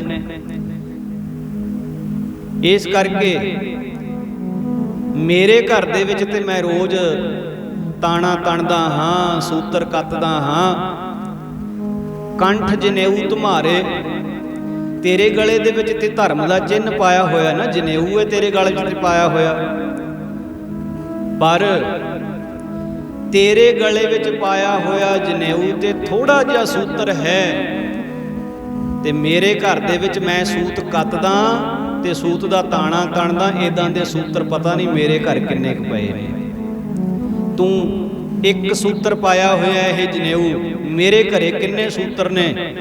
ਕਹਿੰਦੇ ਤੁਮ ਤਾਂ ਵੇਦ ਪੜ੍ਹੋ ਗਾਇਤਰੀ ਗੋਬਿੰਦ ਹਿਰਦੈ ਹਮਾਰੇ, ਤੂੰ ਉਹਨਾਂ ਗ੍ਰੰਥਾਂ ਦਾ ਅਧਿਐਨ ਕਰਦਾ ਹੈ, ਪੜ੍ਹਦਾ ਹੈ, ਜਿਨ੍ਹਾਂ ਵਿੱਚੋਂ ਪ੍ਰਮਾਤਮਾ ਦੀ ਜਾਣਕਾਰੀ ਮਿਲਦੀ ਹੈ, ਪਰ ਜਿਸ ਪ੍ਰਮਾਤਮਾ ਦੀ ਜਾਣਕਾਰੀ ਦੇ ਤੂੰ ਗ੍ਰੰਥ ਪੜ੍ਹਦਾ ਹੈ, ਉਹ ਪ੍ਰਮਾਤਮਾ ਮੇਰੇ ਹਿਰਦੇ ਵਿੱਚ ਵਸਦਾ ਹੈ, ਉਹ ਰਾਮ ਮੇਰੇ ਹਿਰਦੇ ਵਿੱਚ ਵਸਦਾ ਹੈ। ਤੂੰ ਗਾਇਤਰੀ ਮੰਤਰ ਨਿਰਾ ਜੀਭ ਨਾਲ ਪੜ੍ਹਦਾ ਹੀ ਹੈ, ਤੇਰੇ ਹਿਰਦੇ ਵਿੱਚ ਨਹੀਂ ਵਸਿਆ।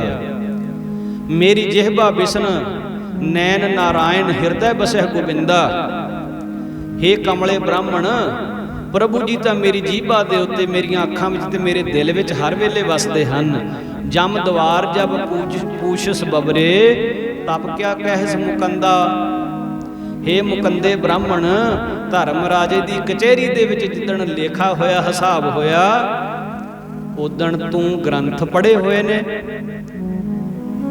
ਪਰ ਜਿਹੜੇ ਗ੍ਰੰਥਾਂ ਦੇ ਵਿੱਚੋਂ ਪ੍ਰਮਾਤਮਾ ਦਾ ਗਿਆਨ ਮਿਲਦਾ, ਉਹ ਪ੍ਰਮਾਤਮਾ ਮੇਰੇ ਹਿਰਦੇ ਵਿੱਚ ਵਸਿਆ ਹੋਇਆ ਹੈ, ਤੇ ਜਿੱਦਣ ਲੇਖਾ ਹੋਏਗਾ ਨਾ ਤਾਂ ਉਸ ਵੇਲੇ ਦਸੀਂ ਮੁਕੰਦਿਆ, ਉਸ ਵੇਲੇ ਜਵਾਬ ਦੇ ਕੇ ਦਸੀਂ ਵੀ ਭਲਾ ਤੇਰਾ ਹੁੰਦਾ ਕਿ ਮੇਰਾ ਹੁੰਦਾ ਹੈ।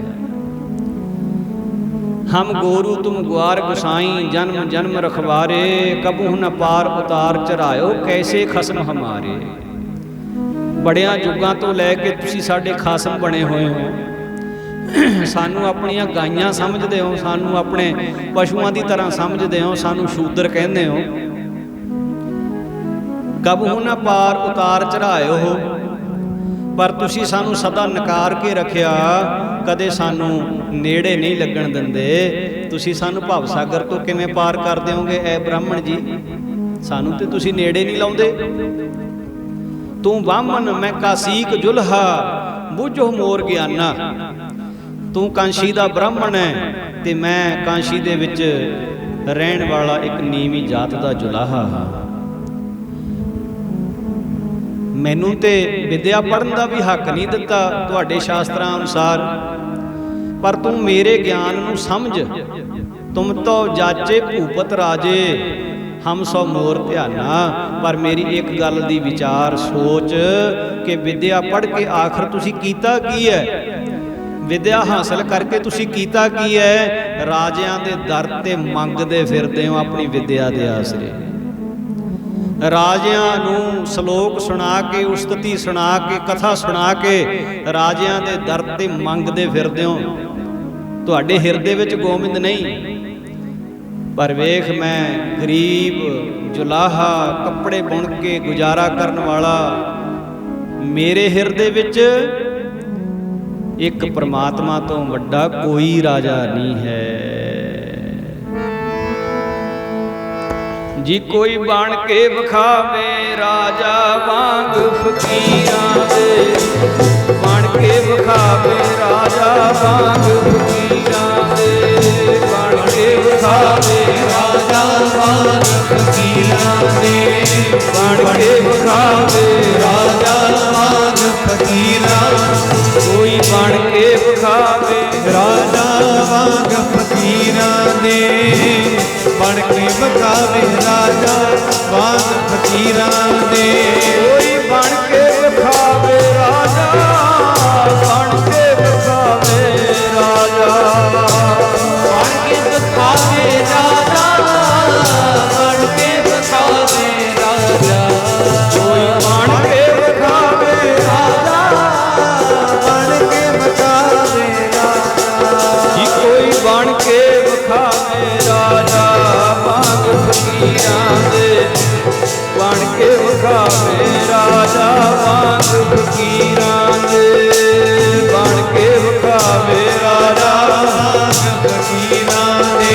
ਕੋਈ ਬਣ ਕੇ ਵਿਖਾਵੇ ਰਾਜਾ ਵਾਂਗ ਫਕੀਰਾਂ ਦੇ। ਕੋਈ ਬਣ ਕੇ ਵਿਖਾਵੇ ਰਾਜਾ ਵਾਂਗ ਫਕੀਰਾਂ ਦੇ, ਬਣ ਕੇ ਵਿਖਾਵੇ ਰਾਜਾ ਵਾਂਗ ਫਕੀਰਾਂ ਦੇ। ਅਸਲ ਰਾਜਾ ਤੇ ਫਕੀਰ ਹੁੰਦਾ ਜੇ ਦੇ ਮਨ ਦੇ ਵਿੱਚ ਕੋਈ ਇੱਛਾ ਨਹੀਂ ਹੁੰਦੀ। ਚਾਹ ਗਈ ਚਿੰਤਾ ਮਿਟੀ ਮਨੁਆ ਬੇਪਰਵਾਹ, ਜਿਸ ਨੂੰ ਕਛੂ ਨਾ ਚਾਹੀਏ ਸੋਈ ਸ਼ਹਿਨਸ਼ਾਹ। ਸ਼ਹਿਨਸ਼ਾਹ ਹੁੰਦਾ ਹੈ, ਉਹਨੂੰ ਕੁਛ ਨਹੀਂ ਚਾਹੀਦਾ।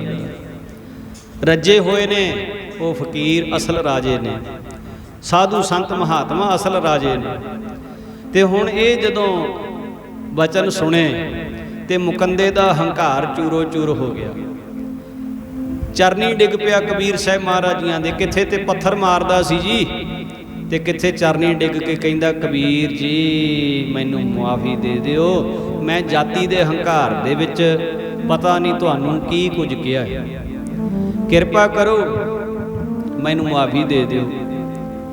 ਹੁਣ ਮੁਕੰਦਾ ਤਾਂ ਸਾਧ ਸੰਗਤ ਜੀ ਕਬੀਰ ਸਾਹਿਬ ਦਾ ਸੇਵਕ ਬਣ ਗਿਆ, ਪਰ ਮੁਕੰਦੇ ਦੇ ਸੇਵਕ ਬਣਨ ਦੀ ਖਬਰ ਜਦੋਂ ਬਾਕੀ ਭਾਈਚਾਰੇ ਨੂੰ ਪਤਾ ਲੱਗੀ ਤੇ ਬ੍ਰਾਹਮਣਾਂ ਨੇ ਇਕੱਠੇ ਹੋ ਕੇ ਮਤਾ ਪਕਾਇਆ। ਕਹਿੰਦੇ ਇਦਾਂ ਤੇ ਕਬੀਰ ਸਾਡੇ ਬਾਕੀ ਸਾਰੇ ਸਾਥੀਆਂ ਨੂੰ ਆਪਣਾ ਚੇਲਾ, ਆਪਣਾ ਸੇਵਕ ਬਣਾ ਲਏਗਾ, ਸੇਵਕ ਬਣਾ ਲਏਗਾ। ਤੋ ਇਸ ਕਰਕੇ ਕੋਈ ਨਾ ਕੋਈ ਹੱਲ ਸੋਚਣਾ ਚਾਹੀਦਾ। ਇਹ ਤੇ ਕਬੀਰ ਬਾਕੀ ਸਾਰਿਆਂ ਦੇ ਮਜ਼ਹਬ ਨੂੰ ਬਦਲੀ ਕਰ ਦੇਗਾ, ਆਪਣੇ ਸੇਵਕ ਬਣਾ ਲਏਗਾ। ਇਹ ਕੋਈ ਹੱਲ ਕੀਤਾ ਜਾਵੇ। ਅੱਛਾ ਜੀ, ਕਿਵੇਂ ਹੋਵੇ ਫਿਰ? ਹੁਣ ਕਹਿੰਦੇ ਜੀ ਉਹਨੀ ਦਿਨੀ ਸਿਕੰਦਰ ਲੋਧੀ ਕਾਸ਼ੀ ਦੇ ਵਿੱਚ ਆਇਆ ਹੋਇਆ ਸੀ। ਸਿਕੰਦਰ ਲੋਧੀ ਉਹੀ ਬਾਦਸ਼ਾਹ ਜਿਹਦਾ ਕਦੇ ਰਵਿਦਾਸ ਮਹਾਰਾਜ ਦੇ ਨਾਲ ਵੀ ਮੇਲ ਹੋਇਆ। ਇਹੀ ਸਿਕੰਦਰ ਜਿਹਦਾ ਕਦੇ ਸਾਧ ਸੰਗਤ ਜੀ ਨਾਮਦੇਵ ਜੀ ਮਹਾਰਾਜ ਨਾਲ ਵੀ ਮੇਲ ਹੋਇਆ। ਮਰੀ ਹੋਈ ਗਊ ਜਿਉਂਦੀ ਹੋਣ ਦੀ ਜਿਹੜੀ ਘਟਨਾ ਹੋਈ ਹੈ ਇਸੇ ਸਿਕੰਦਰ ਲੋਧੀ ਦੇ ਦਰਬਾਰ ਵਿੱਚ ਹੋਈ ਸੀ। ਬੇਸ਼ੱਕ ਇਹ ਬਹੁਤ ਮਤਸਬੀ ਬਾਦਸ਼ਾਹ ਸੀ, ਕੱਟੜਪੰਥੀ ਸੀ, ਇਸਲਾਮ ਦੀ ਸਾਧ ਸੰਗਤ ਜੀ ਫੈਲਾਵਟ ਵਾਸਤੇ, ਇਸਲਾਮ ਨੂੰ ਫੈਲਾਉਣ ਵਾਸਤੇ ਹਰ ਯਤਨ ਕਰ ਰਿਹਾ ਸੀ। ਹੁਣ ਇਹਦੇ ਕੋਲੇ ਸਾਧ ਸੰਗਤ ਜੀ ਪਹੁੰਚ ਕੀਤੀ ਗਈ ਸਿਕੰਦਰ ਲੋਧੀ ਦੇ ਪਾਸ। ਸਿਕੰਦਰ ਲੋਧੀ ਕੋਲ ਪਹੁੰਚ ਕੀਤੀ ਗਈ ਤੇ ਆਖਿਆ ਗਿਆ ਵੀ ਕਾਸ਼ੀ ਦੇ ਵਿੱਚ ਰਹਿਣ ਵਾਲਾ ਇੱਕ ਗਰੀਬ ਜੁਲਾਹਾ ਕਬੀਰ ਜੀ ਦਾ ਨਾਂ ਹੈ ਤੇ ਜਨਮ ਉਹਦਾ ਮੁਸਲਮਾਨਾਂ ਦੇ ਘਰ ਦਾ, ਪਰ ਉਹ ਇਸਲਾਮ ਨੂੰ ਬਦਨਾਮ ਕਰ ਰਿਹਾ ਹੈ। ਗੁਰਮੰਤਰ ਉਹ ਜਪਦਾ ਹੈ ਕਾਫਰਾਂ ਵਾਲਾ, ਗੁਰਮੰਤਰ ਜਪਦਾ ਹੈ ਕਾਫਰਾਂ ਵਾਲਾ, ਰਾਮ ਰਾਮ ਰਾਮ ਰਾਮ ਕਰਦਾ ਹੈ ਹਰ ਵੇਲੇ, ਤੇ ਹੈ ਮੁਸਲਮਾਨ। ਨਾ ਤੇ ਉਹਨੇ ਸੁਨਨਤ ਕਰਾਈ ਤੇ ਨਾ ਮੁਸਲਮਾਨਾਂ ਦੇ ਹੋਰ ਜਿਹੜੇ ਤੌਰ ਤਰੀਕੇ ਨੇ, ਨਮਾਜ਼ਾਂ ਪੜ੍ਹਨੀਆਂ ਜਾਂ ਜ਼ਕਾਤ ਦੇਣੀ ਜਾਂ ਹੱਜ ਤੇ ਜਾਣਾ, ਉਹ ਕਰਦਾ ਨਹੀਂ ਕੁਝ ਵੀ। ਹੁਣ ਇਸਲਾਮ ਦਾ ਰਾਜਾ ਸੀ ਸਿਕੰਦਰ ਲੋਧੀ, ਤੇ ਇੱਕ ਇਸਲਾਮਕ ਬੰਦਾ ਇਸਲਾਮ ਦੀ ਸ਼ਰ੍ਹਾ ਦੇ ਉਲਟ ਕੰਮ ਕਰ ਰਿਹਾ ਹੋਵੇ। ਜਦੋਂ ਇਹ ਗੱਲ ਸਿਕੰਦਰ ਲੋਧੀ ਨੂੰ ਪਤਾ ਲੱਗੀ ਤਾਂ ਉਹਨੇ ਇੱਕਦਮ ਹੁਕਮ ਦਿੱਤਾ ਵੀ ਕਬੀਰ ਨੂੰ ਮੇਰੇ ਕੋਲ ਪੇਸ਼ ਕੀਤਾ ਜਾਵੇ। ਕਬੀਰ ਸਾਹਿਬ ਨੂੰ ਸੁਨੇਹਾ ਆ ਗਿਆ, ਸੱਦਾ ਆ ਗਿਆ ਵੀ ਤੁਹਾਨੂੰ ਰਾਜੇ ਸਿਕੰਦਰ ਲੋਧੀ ਦੇ ਦਰਬਾਰ ਦੇ ਵਿੱਚ ਪੇਸ਼ ਹੋਣਾ ਪੈਣਾ। ਸਿਕੰਦਰ ਲੋਧੀ ਦੇ ਪਾਸ ਜਦੋਂ ਕਬੀਰ ਸਾਹਿਬ ਜੀ ਗਏ ਤੇ ਕਬੀਰ ਸਾਹਿਬ ਜੀ ਦੇ ਸੇਵਕ ਵੀ ਬਹੁ ਗਿਣਤੀ ਦੇ ਵਿੱਚ ਕਬੀਰ ਸਾਹਿਬ ਦੇ ਨਾਲ ਗਏ। ਜਦੋਂ ਹੁਣ ਲੋਧੀ ਸਿਕੰਦਰ ਦੇ ਦਰਬਾਰ ਦੇ ਵਿੱਚ ਕਬੀਰ ਸਾਹਿਬ ਜੀ ਮਹਾਰਾਜ ਪੇਸ਼ ਹੋਏ ਨਾ ਜੀ, ਸਿਕੰਦਰ ਲੋਧੀ ਕਿਸੇ ਹੋਰ ਮੁਕੱਦਮੇ ਦੀ ਸੁਣਵਾਈ ਕਰ ਰਿਹਾ ਸੀ ਤੇ ਕਬੀਰ ਸਾਹਿਬ ਜੀ ਖੜੇ ਰਾਮ ਰਾਮ ਰਾਮ ਰਾਮ ਦਾ ਜਾਪ ਕਰ ਰਹੇ ਸੀ, ਤੇ ਉਹ ਆਵਾਜ਼ ਸਿਕੰਦਰ ਲੋਧੀ ਦੇ ਕੰਨਾਂ ਤੱਕ ਵੀ ਜਾ ਰਹੀ ਸੀ। ਉਸ ਮੁਕੱਦਮੇ ਦੀ ਸੁਣਵਾਈ ਤੋਂ ਵਿਹਲਾ ਹੋ ਕੇ ਸਿਕੰਦਰ ਲੋਧੀ ਕਹਿੰਦਾ, ਕਬੀਰ ਮੈਨੂੰ ਤੇਰੇ ਬਾਰੇ ਪਤਾ ਲੱਗਿਆ ਵੀ ਤੂੰ ਮੁਸਲਮਾਨ ਹੋ ਕੇ ਰਾਮ ਦਾ ਨਾਮ ਜਪਦਾ, ਤੈਨੂੰ ਇਸਲਾਮ ਦੀ ਸ਼ਰ੍ਹਾ ਦਾ ਨਹੀਂ ਪਤਾ। ਇਸਲਾਮ ਦੀ ਸ਼ਰ੍ਹਾ ਕੀ ਹੈ, ਇਸਲਾਮ ਦਾ ਕਾਨੂੰਨ। ਕਬੀਰ ਸਾਹਿਬ ਜੀ ਮਹਾਰਾਜ ਕਹਿੰਦੇ, ਹਾਂ ਮੈਨੂੰ ਪਤਾ ਹੈ, ਪਰ ਮੈਨੂੰ ਇਹ ਦੱਸ ਐ ਬਾਦਸ਼ਾਹ ਕਿ ਅੱਲਾ ਦੇ ਵਿੱਚ ਤੇ ਰਾਮ ਦੇ ਵਿੱਚ ਫਰਕ ਕੀ ਹੈ, ਫਰਕ ਸਮਝਾ ਦੇ, ਫਿਰ ਮੈਂ ਤੇਰਾ ਆਖਾ ਮੰਨ ਲਾਂਗਾ। ਪਰ ਹੁਣ ਬਾਦਸ਼ਾਹ ਕਾਹਨੂੰ ਸੁਣਦਾ ਕਿਸੇ ਦੀ। ਬਾਦਸ਼ਾਹ ਨੇ ਕ੍ਰੋਧ ਵਿੱਚ ਆ ਕੇ ਕਿਹਾ, ਤੂੰ ਗੁਨਾਹਗਾਰ ਹੈ, ਜੇ ਤੇ ਮੇਰੀ ਗੱਲ ਮੰਨ ਲਏਗਾ, ਜੇ ਤੇ ਮੇਰੀ ਗੱਲ ਮੰਨ ਲਏਗਾ ਫਿਰ ਤੇ ਤੈਨੂੰ ਬਖਸ਼ ਦਿੱਤਾ ਜਾਏਗਾ, ਨਹੀਂ ਤੇ ਚੇਤੇ ਰੱਖੀ ਤੈਨੂੰ ਜਾਨ ਤੋਂ ਹੱਥ ਧੋਣੇ ਪੈ ਸਕਦੇ ਆ। ਤੇ ਅੱਗਿਓਂ ਕਬੀਰ ਸਾਹਿਬ ਜੀ ਕੀ ਜਵਾਬ ਦਿੰਦੇ ਨੇ, ਕਹਿੰਦੇ ਐ ਬਾਦਸ਼ਾਹ ਸੁਣ ਮੇਰੀ ਗੱਲ, ਜਿੰਦ ਭਾਵੇਂ ਜੀ ਰਹੇ ਨਾ ਰਹੇ, ਜਿੰਦ ਭਾਵੇਂ ਜੀ ਮੇਰੀ ਰਹੇ ਨਾ ਰਹੇ, ਜਿੰਦ ਭਾਵੇਂ ਜੀ ਮੇਰੀ ਰਹੇ ਨਾ ਰਹੇ, ਜਿੰਦ ਭਾਵੇਂ ਜੀ ਮੇਰੀ ਰਹੇ ਨਾ ਰਹੇ, ਜਿੰਦ ਭਾਵੇਂ ਰਹੇ ਨਾ ਰਹੇ, ਜਿੰਦ ਭਾਵੇਂ ਜੀ ਰਹੇ ਨਾ ਰਹੇ, ਜਿੰਦ ਭਾਵੇਂ ਜੀ ਰਹੇ ਨਾ ਰਹੇ, ਜਿੰਦ ਭਾਵੇਂ ਜੀ ਰਹੇ ਨਾ ਰਹੇ, ਜਿੰਦ ਭਾਵੇਂ ਜੀ ਰਹੇ ਨਾ ਰਹੇ, ਜਿੰਦ ਭਾਵੇਂ ਜੀ ਰਹੇ ਨਾ ਰਹੇ, ਜਿੰਦ ਭਾਵੇਂ ਜੀ ਰਹੇ ਨਾ ਰਹੇ, ਜਿੰਦ ਭਾਵੇਂ ਜੀ ਰਹੇ ਨਾ ਰਹੇ। ਜਾਪ ਛੱਡਾ ਨਾ ਹਰੀ ਦੇ ਨਾਮ ਦਾ ਬਈ, ਜਿੰਦ ਭਾਵੇਂ ਰਹੇ ਨਾ ਰਹੇ, ਜਾਪ ਛੱਡਾ ਨਾ ਹਰੀ ਦੇ ਨਾਮ ਦਾ, ਜਿੰਦ ਭਾਵੇਂ ਰਹੇ ਨਾ ਰਹੇ, ਜਾਪ ਛੱਡਾ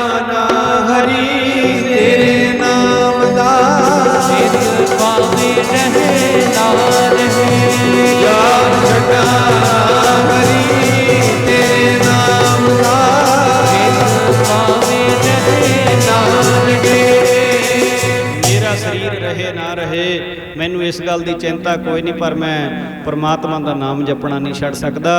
ਆਪਣੇ ਸਰੀਰ ਨੂੰ ਬਚਾਉਣ ਖਾਤਰ ਮੈਂ ਨਾਮ ਜਪਣਾ ਬਦਲੀ ਕਰ ਦਿਆਂ, ਰਾਮ ਰਾਮ ਦੀ ਜਗ੍ਹਾ ਤੇ ਅੱਲਾ ਅੱਲਾ ਕਰਨ ਲੱਗ ਪਵਾਂ, ਇਹ ਨਹੀਂ ਹੋ ਸਕਣਾ। ਸਰੀਰ ਰਹੇ ਭਾਵੇਂ ਨਾ ਰਹੇ, ਰੱਬ ਦੇ ਪਿਆਰਿਆਂ ਦੀ ਦ੍ਰਿੜਤਾ, ਧਰਮ ਦੇ ਵਿੱਚ ਪਰਪੱਕਤਾ। ਤੇ ਗੁਰਮੁਖ ਪਿਆਰਿਓ, ਜਿਹੜੇ ਸੰਗੀ ਨੇ ਉਹ ਬੇਸ਼ੱਕ ਕਬੀਰ ਸਾਹਿਬ ਨੂੰ ਉਸ ਵੇਲੇ ਕਹਿੰਦੇ ਨੇ, ਮਹਾਰਾਜ ਇਹ ਰਾਜਾ ਬੜਾ ਮਤਸਬੀ ਹੈ, ਰਾਜਾ ਬੜਾ ਅੜੀ ਦਾ ਪੱਕਾ ਹੈ, ਜਿੱਦ ਦਾ ਪੱਕਾ ਹੈ, ਤੁਹਾਨੂੰ ਕਸ਼ਟ ਦੇਵੇਗਾ। ਕਬੀਰ ਸਾਹਿਬ ਜੀ ਮਹਾਰਾਜ ਕਹਿੰਦੇ, ਕਿਉਂ ਚਿੰਤਾ ਕਰਦੇ ਹੋ? ਜਦੋਂ ਇਹ ਭੇਦ ਨਿਕਲ ਜਾਏ ਨਾ ਵੀ ਕੋਈ ਬਗਾਨਾ ਨਹੀਂ ਤੇ ਕੋਈ ਦੁਸ਼ਮਣ ਨਹੀਂ ਹੈ, ਤੇ ਫਿਰ ਕਿਸੇ ਦਾ ਡਰ ਨਹੀਂ ਰਹਿੰਦਾ। ਸਾਰਿਆਂ ਦੇ ਵਿੱਚ ਤਾਂ ਉਹ ਪਰਮਾਤਮਾ ਬੈਠਾ ਹੈ, ਰੱਖਣ ਵਾਲਾ ਵੀ ਉਹ ਤੇ ਮਾਰਨ ਵਾਲਾ ਵੀ ਉਹ। ਡਰ ਕਿਸ ਗੱਲ ਦਾ ਬਈ? ਧੀਰਜ ਦਿੱਤਾ ਸੰਗੀਆਂ ਨੂੰ। ਹੁਣ ਬਾਦਸ਼ਾਹ ਕੁਝ ਸਮੇਂ ਬਾਅਦ ਕਹਿਣ ਲੱਗਾ, ਕਬੀਰ ਤੂੰ ਕੋਈ ਫੈਸਲਾ ਕੀਤਾ? ਕਹਿੰਦਾ ਜੀ ਫੈਸਲਾ ਤਾਂ ਮੇਰਾ ਪਹਿਲਾਂ ਹੀ ਹੋਇਆ ਪਿਆ, ਫੈਸਲਾ ਤਾਂ ਪਹਿਲਾਂ ਹੀ ਹੋਇਆ ਪਿਆ, ਮੈਂ ਆਪਣੇ ਇਰਾਦੇ ਤੇ ਦ੍ਰਿੜ ਹਾਂ। ਕਹਿੰਦੇ ਜੀ ਬਾਦਸ਼ਾਹ ਸਿਕੰਦਰ ਲੋਧੀ ਕਹਿਣ ਲੱਗਾ, ਫਿਰ ਇਦਾਂ ਕਰੋ, ਇਹਨੂੰ ਲੋਹੇ ਦੇ ਸੰਗਲਾਂ ਦੇ ਨਾਲ ਬੰਨ੍ਹਿਆ ਜਾਵੇ, ਲੋਹੇ ਦੇ ਸੰਗਲਾਂ ਦੇ ਨਾਲ ਬੰਨ੍ਹ ਕੇ ਤੇ ਇਹਨੂੰ ਗੰਗਾ ਦੇ ਗਹਿਰੇ ਪਾਣੀ ਦੇ ਵਿੱਚ ਡੋਬ ਦਿੱਤਾ ਜਾਵੇ, ਪਾਣੀ ਦੇ ਵਿੱਚ ਡੋਬ ਕੇ ਇਹਨੂੰ ਮਾਰ ਦਿੱਤਾ ਜਾਵੇ। ਹੁਣ ਮੌਤ ਦਾ ਜਿਹੜਾ ਭੈ ਹੈ, ਉਹ ਤੋਂ ਭੈ ਭੀਤ ਕੌਣ ਹੁੰਦਾ ਹੈ? ਜਿਹਨੂੰ ਜ਼ਿੰਦਗੀ ਦਾ ਭੇਦ ਸਮਝ ਨਹੀਂ ਲੱਗਿਆ। ਜਿਹਨੂੰ ਇਹ ਭੇਦ ਸਮਝ ਲੱਗ ਗਿਆ ਵੀ ਸਰੀਰ ਦਾ ਮਰਨਾ ਮੌਤ ਨਹੀਂ ਹੁੰਦੀ, ਆਤਮਾ ਨੂੰ ਕੋਈ ਮਾਰ ਨਹੀਂ ਸਕਦਾ, ਜਿਹੜੇ ਉਸ ਆਤਮਾ ਦੀ ਸੋਝੀ ਸਮਝ ਰੱਖਣ ਵਾਲੇ ਹੋ ਗਏ, ਉਹਨਾਂ ਦੇ ਮਨਾਂ ਵਿੱਚ ਸਰੀਰ ਦੇ ਮਰਨ ਦਾ ਕੋਈ ਭੈ ਨਹੀਂ ਹੁੰਦਾ। ਤੇ ਕਬੀਰ ਸਾਹਿਬ ਜੀ ਮਹਾਰਾਜ ਕਹਿੰਦੇ ਆ, ਕਹਿੰਦੇ ਠੀਕ ਹੈ, ਮੈਨੂੰ ਕੋਈ ਇਤਰਾਜ਼ ਨਹੀਂ ਜੀ।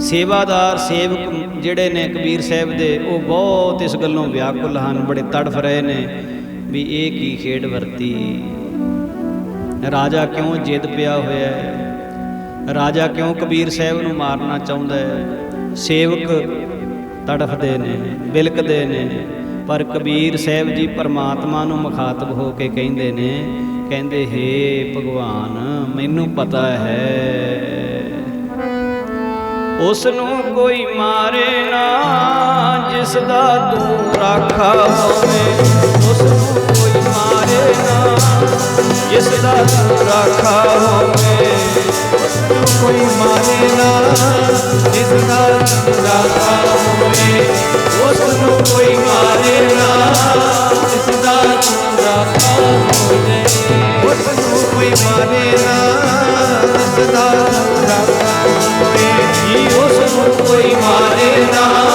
ਜਿਸ ਦਾ ਤੂੰ ਰਾਖਾ ਹੋਵੇ, ਜਿਸ ਦਾ ਤੂੰ ਰਾਖਾ ਹੋਵੇ, ਜਿਸ ਦਾ ਤੂੰ ਰਾਖਾ ਹੋਵੇ, ਜਿਸ ਦਾ ਤੂੰ ਰਾਖਾ ਹੋਵੇ, ਜਿਸ ਦਾ ਤੂੰ ਰਾਖਾ ਹੋਵੇ, ਜਿਸ ਦਾ ਤੂੰ ਰਾਖਾ ਹੋਵੇ, ਜਿਸ ਦਾ ਤੂੰ ਰਾਖਾ ਹੋਵੇ, ਉਸ ਨੂੰ ਕੋਈ ਮਾਰੇ ਨਾ ਜਿਸ ਦਾ ਤੂੰ ਰਾਖਾ ਹੋਵੇ, ਉਸ ਨੂੰ ਕੋਈ ਮਾਰੇ ਨਾ ਜਿਸ ਦਾ ਤੂੰ ਰਾਖਾ ਹੋਵੇ, ਕੋਈ ਮਾਰੇ ਨਾ ਜਿਸ ਦਾ ਤੂੰ ਰਾਖਾ ਹੋਵੇ, ਉਸ ਨੂੰ ਕੋਈ ਮਾਰੇ ਨਾ ਜਿਸ ਦਾ ਤੂੰ ਰਾਖਾ ਹੋਵੇ, ਉਸ ਨੂੰ ਕੋਈ ਮਾਰੇ ਨਾ ਜਿਸ ਦਾ ਤੂੰ ਰਾਖਾ ਹੋਵੇ, ਉਸ ਨੂੰ ਕੋਈ ਮਾਰੇ ਨਾ ਜਿਸ ਦਾ ਤੂੰ ਰਾਖਾ ਹੋਵੇ। ਜਿਹਦਾ ਰਾਖਾ ਵਾਹਿਗੁਰੂ ਤੂੰ ਹੋਵੇਂ, ਭਗਵਾਨ ਜੀ ਜਿਹਦੀ ਰਖਵਾਲੀ ਤੂੰ ਕਰਦਾ ਹੋਵੇਂ,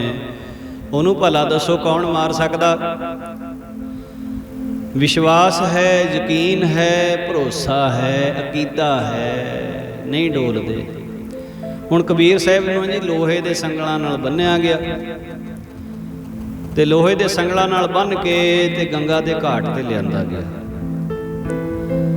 ਤੇ ਗੁਰਮੁਖੋ ਪੂਰੀ ਕਾਸ਼ੀ ਦੇ ਵਿੱਚ ਰੌਲਾ ਪੈ ਗਿਆ ਵੀ ਕਬੀਰ ਨੂੰ ਅੱਜ ਬਾਦਸ਼ਾਹ ਸਿਕੰਦਰ ਲੋਧੀ ਦੇ ਹੁਕਮ ਦੇ ਨਾਲ ਗੰਗਾ ਦੇ ਵਿੱਚ ਡੋਬ ਕੇ ਮਾਰ ਦਿੱਤਾ ਜਾਣਾ। ਹੁਣ ਜਿੱਥੇ ਕਬੀਰ ਸਾਹਿਬ ਦੇ ਨਾਲ ਵਿਰੋਧਤਾ ਰੱਖਣ ਵਾਲੇ ਇਸ ਗੱਲੋਂ ਖੁਸ਼ ਨੇ, ਸ਼ਿਕਾਇਤਾਂ ਕਰਨ ਵਾਲੇ ਇਸ ਗੱਲੋਂ ਖੁਸ਼ ਨੇ ਵੀ ਬਾਦਸ਼ਾਹ ਨੇ ਬਹੁਤ ਚੰਗਾ ਫੈਸਲਾ ਕੀਤਾ, ਫਾਹਾ ਵੱਢਿਆ ਜਾਊ, ਮਰ ਜਾਏਗਾ ਕਬੀਰ, ਫਾਹਾ ਵੱਢਿਆ ਜਾਏਗਾ। ਜਿੱਥੇ ਉਹ ਲੋਕ ਖੁਸ਼ ਨੇ ਉੱਥੇ ਪ੍ਰੇਮੀਆਂ ਦੇ ਹਿਰਦੇ ਤੜਫ ਉੱਠੇ ਹਿਰਦੇ ਅਰਦਾਸਾਂ ਕਰਦੇ ਆ, ਹੇ ਭਗਵਾਨ ਕਬੀਰ ਸਾਹਿਬ ਤਾਂ ਕੋਈ ਮਾੜਾ ਕੰਮ ਨਹੀਂ ਕਰਦੇ, ਤੇਰੇ ਨਾਮ ਦੇ ਲੜ ਲਾਉਂਦੇ ਆ, ਤੇਰਾ ਨਾਮ ਜਪਾਉਂਦੇ ਆ, ਸਿੱਧੇ ਰਾਹੇ ਪਾਉਂਦੇ ਆ ਲੋਕਾਂ ਨੂੰ, ਤੇ ਭਗਵਾਨ ਕਿਰਪਾ ਕਰ। ਕਹਿੰਦੇ ਜੀ ਕਬੀਰ ਸਾਹਿਬ ਨੂੰ ਬੇੜੀ ਦੇ ਵਿੱਚ ਬਿਠਾਲ ਕੇ ਤੇ ਪਹਿਰੇਦਾਰ ਸਿਪਾਹੀ ਸਨ ਜਿਹੜੇ, ਉਹ ਗੰਗਾ ਦੀਆਂ ਡੂੰਘੀਆਂ ਲਹਿਰਾਂ ਦੇ ਵਿੱਚ ਲੈ ਗਏ। ਜਿੱਥੇ ਪਾਣੀ ਡੂੰਘਾ ਸੀ ਨਾ ਜੀ, ਉੱਥੇ ਲੈ ਗਏ। ਹੁਣ ਕਬੀਰ ਸਾਹਿਬ ਜੀ ਨੇ ਉਸ ਘਟਨਾ ਦਾ ਜ਼ਿਕਰ ਆਪਣੀ ਬਾਣੀ ਦੇ ਵਿੱਚ ਕੀਤਾ ਹੈ। ਭੈਰੋਂ ਰਾਗ ਦਾ ਸ਼ਬਦ ਹੈ ਜੀ, ਸ੍ਰੀ ਗੁਰੂ ਗ੍ਰੰਥ ਸਾਹਿਬ ਮਹਾਰਾਜ ਜੀਆਂ ਦੇ ਅੰਗ 1162 ਦੇ ਉੱਤੇ ਸੁਸ਼ੋਭਿਤ ਹੈ। ਕਬੀਰ ਸਾਹਿਬ ਜੀ ਲਿਖਦੇ ਆ, ਕਹਿੰਦੇ ਗੰਗ ਗੁਸਾਇਨ ਗਹਿਰ ਗੰਭੀਰ, ਗੰਗਾ ਦੇ ਵਿੱਚ ਡੋਬਣ ਵਾਸਤੇ ਜੰਜੀਰ ਬਾਂਧ ਕਰ ਖਰੇ ਕਬੀਰ। ਕਬੀਰ ਜੀ ਨੂੰ ਜੰਜੀਰਾਂ ਨਾਲ, ਲੋਹੇ ਦੀਆਂ ਜੰਜੀਰਾਂ ਨਾਲ ਬੰਨ੍ਹ ਕੇ ਤੇ ਕਬੀਰ ਜੀ ਨੂੰ ਲਿਜਾਣਾ ਕੀਤਾ। ਪਰ ਕਹਿੰਦੇ ਇਹਨਾਂ ਨੂੰ ਨਹੀਂ ਪਤਾ, ਮਨ ਨਾ ਡਿਗੈ ਤਨ ਕਾਹੇ ਕੋ ਡਰਾਏ। ਕਹਿੰਦੇ ਜਦ ਮੇਰਾ ਮਨ ਹੀ ਨਹੀਂ ਡੋਲਦਾ, ਮੇਰਾ ਮਨ ਜੁੜਿਆ ਹੋਇਆ ਉਸ ਸੱਚੇ ਦੇ ਨਾਲ, ਬਾਣੀ ਪ੍ਰਭ ਕੀ ਸਭ ਕੋ ਬੋਲੇ ਆਪ ਅਡੋਲ ਨਾ ਕਬਹੂ ਡੋਲੇ। ਜਿਹੜਾ ਕਦੇ ਵੀ ਨਹੀਂ ਡੋਲਦਾ, ਉਹਦੇ ਨਾਲ ਮੇਰਾ ਮਨ ਜੁੜਿਆ ਹੋਇਆ, ਤੇ ਇਹ ਮੈਨੂੰ ਕੀ ਡਰਾ ਲੈਣਗੇ। ਮਨ ਨਾ ਡਿਗੈ ਤਨ ਕਾਹੇ ਕੋ ਡਰਾਏ, ਮੇਰੇ ਸਰੀਰ ਨੂੰ ਕਸ਼ਟ ਦੇ ਕੇ ਮੈਨੂੰ ਡਰਾਉਣਾ ਚਾਹੁੰਦੇ ਆ, ਇਹ ਤੇ ਹੋਣਾ ਨਹੀਂ। ਕਿਉਂ ਨਹੀਂ ਹੋਣਾ? ਚਰਨ ਕਮਲ ਚਿੱਤ ਰਹਿਓ ਸਮਾਏ, ਕਿਉਂਕਿ ਮੇਰਾ ਚਿੱਤ ਜਿਹੜਾ ਪਰਮੇਸ਼ਰ ਦੇ ਸੋਹਣੇ ਚਰਨਾਂ ਦੇ ਨਾਲ ਜੁੜਿਆ ਹੋਇਆ, ਪਰਮਾਤਮਾ ਦੇ ਨਾਲ ਜੁੜਿਆ ਹੋਣ ਕਰਕੇ ਮੇਰਾ ਚਿੱਤ ਡੋਲਦਾ ਨਹੀਂ। ਤੇ ਹੁਣ ਉਸ ਵੇਲੇ ਫਿਰ ਨਾ ਜੀ ਪਹਿਰੇਦਾਰਾਂ ਨੇ, ਸਿਪਾਹੀਆਂ ਨੇ, ਸਜ਼ਾ ਦੇਣ ਵਾਲਿਆਂ ਨੇ ਬਾਦਸ਼ਾਹ ਦੇ ਹੁਕਮ ਦੇ ਨਾਲ ਕੀ ਕੀਤਾ ਜੀ, ਕਬੀਰ ਸਾਹਿਬ ਨੂੰ ਏਦਾਂ ਜੰਜੀਰਾਂ ਵਿੱਚ ਬੰਨਿਆ ਹੋਇਆਂ ਨੂੰ ਨਾ ਜੀ ਤੇ ਪਾਣੀ ਦੇ ਵਿੱਚ ਸੁੱਟ ਦਿੱਤਾ। ਬਹੁਤ ਡੂੰਘਾਈ ਸੀ ਉੱਥੇ ਗੰਗਾ ਦੀ। ਕਬੀਰ ਸਾਹਿਬ ਜੀ ਜਿਸ ਵੇਲੇ ਪਾਣੀ ਦੇ ਵਿੱਚ ਡਿੱਗੇ, ਪ੍ਰੇਮੀਆਂ ਦੇ, ਸ਼ਰਧਾਵਾਨਾਂ ਦੇ ਹਿਰਦਿਆਂ ਵਿੱਚੋਂ ਧਾ ਨਿਕਲੀ, ਹੂਕ ਨਿਕਲੀ, ਹੇ ਪਰਮਾਤਮਾ, ਹੇ ਭਗਵਾਨ, ਤੇਰੇ ਪਿਆਰੇ ਦੇ ਉੱਤੇ ਇੰਨਾ ਵੱਡਾ ਕਸ਼ਟ ਆਇਆ ਹੈ, ਅੱਜ ਕਿਉਂ ਨਹੀਂ ਆਪਣੇ ਪਿਆਰੇ ਦੀ ਤੂੰ ਰੱਖਿਆ ਕਰਦਾ? ਅੱਜ ਕਿਉਂ ਤੇਰੇ ਪਿਆਰੇ ਨੂੰ ਇੰਨਾ ਦੁੱਖ, ਇੰਨਾ ਕਸ਼ਟ ਝੱਲਣਾ ਪੈ ਰਿਹਾ ਹੈ? ਕਿਰਪਾ ਕਰ, ਸਾਨੂੰ ਕਬੀਰ ਜੀ ਦਾ ਵਿਛੋੜਾ ਨਾ ਪਵੇ। ਤੇ ਉਸ ਵੇਲੇ ਨਾ ਜੀ ਫਿਰ ਇੱਕ ਕੌਤਕ ਵਰਤਿਆ। ਕਬੀਰ ਸਾਹਿਬ ਜੀ ਆਪ ਲਿਖਦੇ ਆ, ਕਹਿੰਦੇ ਗੰਗਾ ਦੀ ਲਹਿਰ ਆਈ, ਕਹਿੰਦੇ ਮੇਰੀਆਂ ਜੰਜੀਰਾਂ ਟੁੱਟ ਗਈਆਂ। ਇੱਕ ਗੰਗਾ ਦੀ ਛੱਲ ਦੇ ਨਾਲ, ਗੰਗਾ ਕੀ ਲਹਿਰ ਮੇਰੀ ਟੁੱਟੀ ਜੰਜੀਰ, ਮਿਰਗਸ਼ਾਲਾ ਪਰ ਬੈਠੇ ਕਬੀਰ। ਪਾਣੀ ਦੇ ਉੱਤੇ ਕਬੀਰ ਸਾਹਿਬ ਇਦਾਂ ਚੌਂਕੜੀ ਲਾ ਕੇ ਬੈਠੇ ਆ ਜਿੱਦਾਂ ਮਿਰਗਸ਼ਾਲਾ ਦੇ ਉੱਤੇ ਸਮਾਧੀ ਲਾ ਕੇ ਕੋਈ ਫਕੀਰ ਸਾਧੂ ਬੈਠਾ ਹੋਵੇ। ਅੱਧੀ ਪੜਿਓ ਧਾਰਨਾ, ਮਿਰਗਸ਼ਾਲਾ ਤੇ ਸਮਾਧੀ ਲਾਈ ਬੈਠੇ ਨੇ, ਲੋਹੇ ਦੀ ਜੰਜੀਰ ਟੁੱਟ ਗਈ। ਬਈ ਮਿਰਗਸ਼ਾਲਾ ਤੇ ਸਮਾਧੀ ਲਾਈ ਬੈਠੇ ਨੇ, ਲੋਹੇ ਦੀ ਜੰਜੀਰ ਟੁੱਟ ਗਈ। ਮਿਰਗਸ਼ਾਲਾ ਤੇ ਸਮਾਧੀ ਲਾਈ ਬੈਠੇ ਨੇ, ਲੋਹੇ ਦੀ ਜੰਜੀਰ ਟੁੱਟ ਗਈ। ਮਿਰਗਸ਼ਾਲਾ ਤੇ ਸਮਾਧੀ ਲਾਈ ਬੈਠੇ ਨੇ, ਲੋਹੇ ਦੀ ਜੰਜੀਰ ਟੁੱਟ ਗਈ। ਮਿਰਗਸ਼ਾਲਾ ਤੇ ਸਮਾਧੀ ਲਾਈ ਬੈਠੇ ਨੇ, ਲੋਹੇ ਦੀ ਜੰਜੀਰ ਟੁੱਟ ਗਈ। ਮਿਰਗਸ਼ਾਲਾ ਤੇ ਸਮਾਧੀ ਲਾਈ ਬੈਠੇ ਨੇ, ਲੋਹੇ ਦੀ ਜੰਜੀਰ ਟੁੱਟ ਗਈ।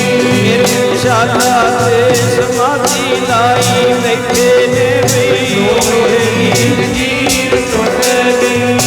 ਮਿਰਗਸ਼ਾਲਾ ਤੇ ਸਮਾਧੀ ਲਾਈ ਬੈਠੇ ਨੇ, ਲੋਹੇ ਦੀ ਜੰਜੀਰ ਟੁੱਟ ਗਈ। ਮਿਰਗਸ਼ਾਲਾ ਤੇ ਸਮਾਧੀ ਲਾਈ ਬੈਠੇ ਨੇ, ਜੰਜੀਰ ਟੁੱਟ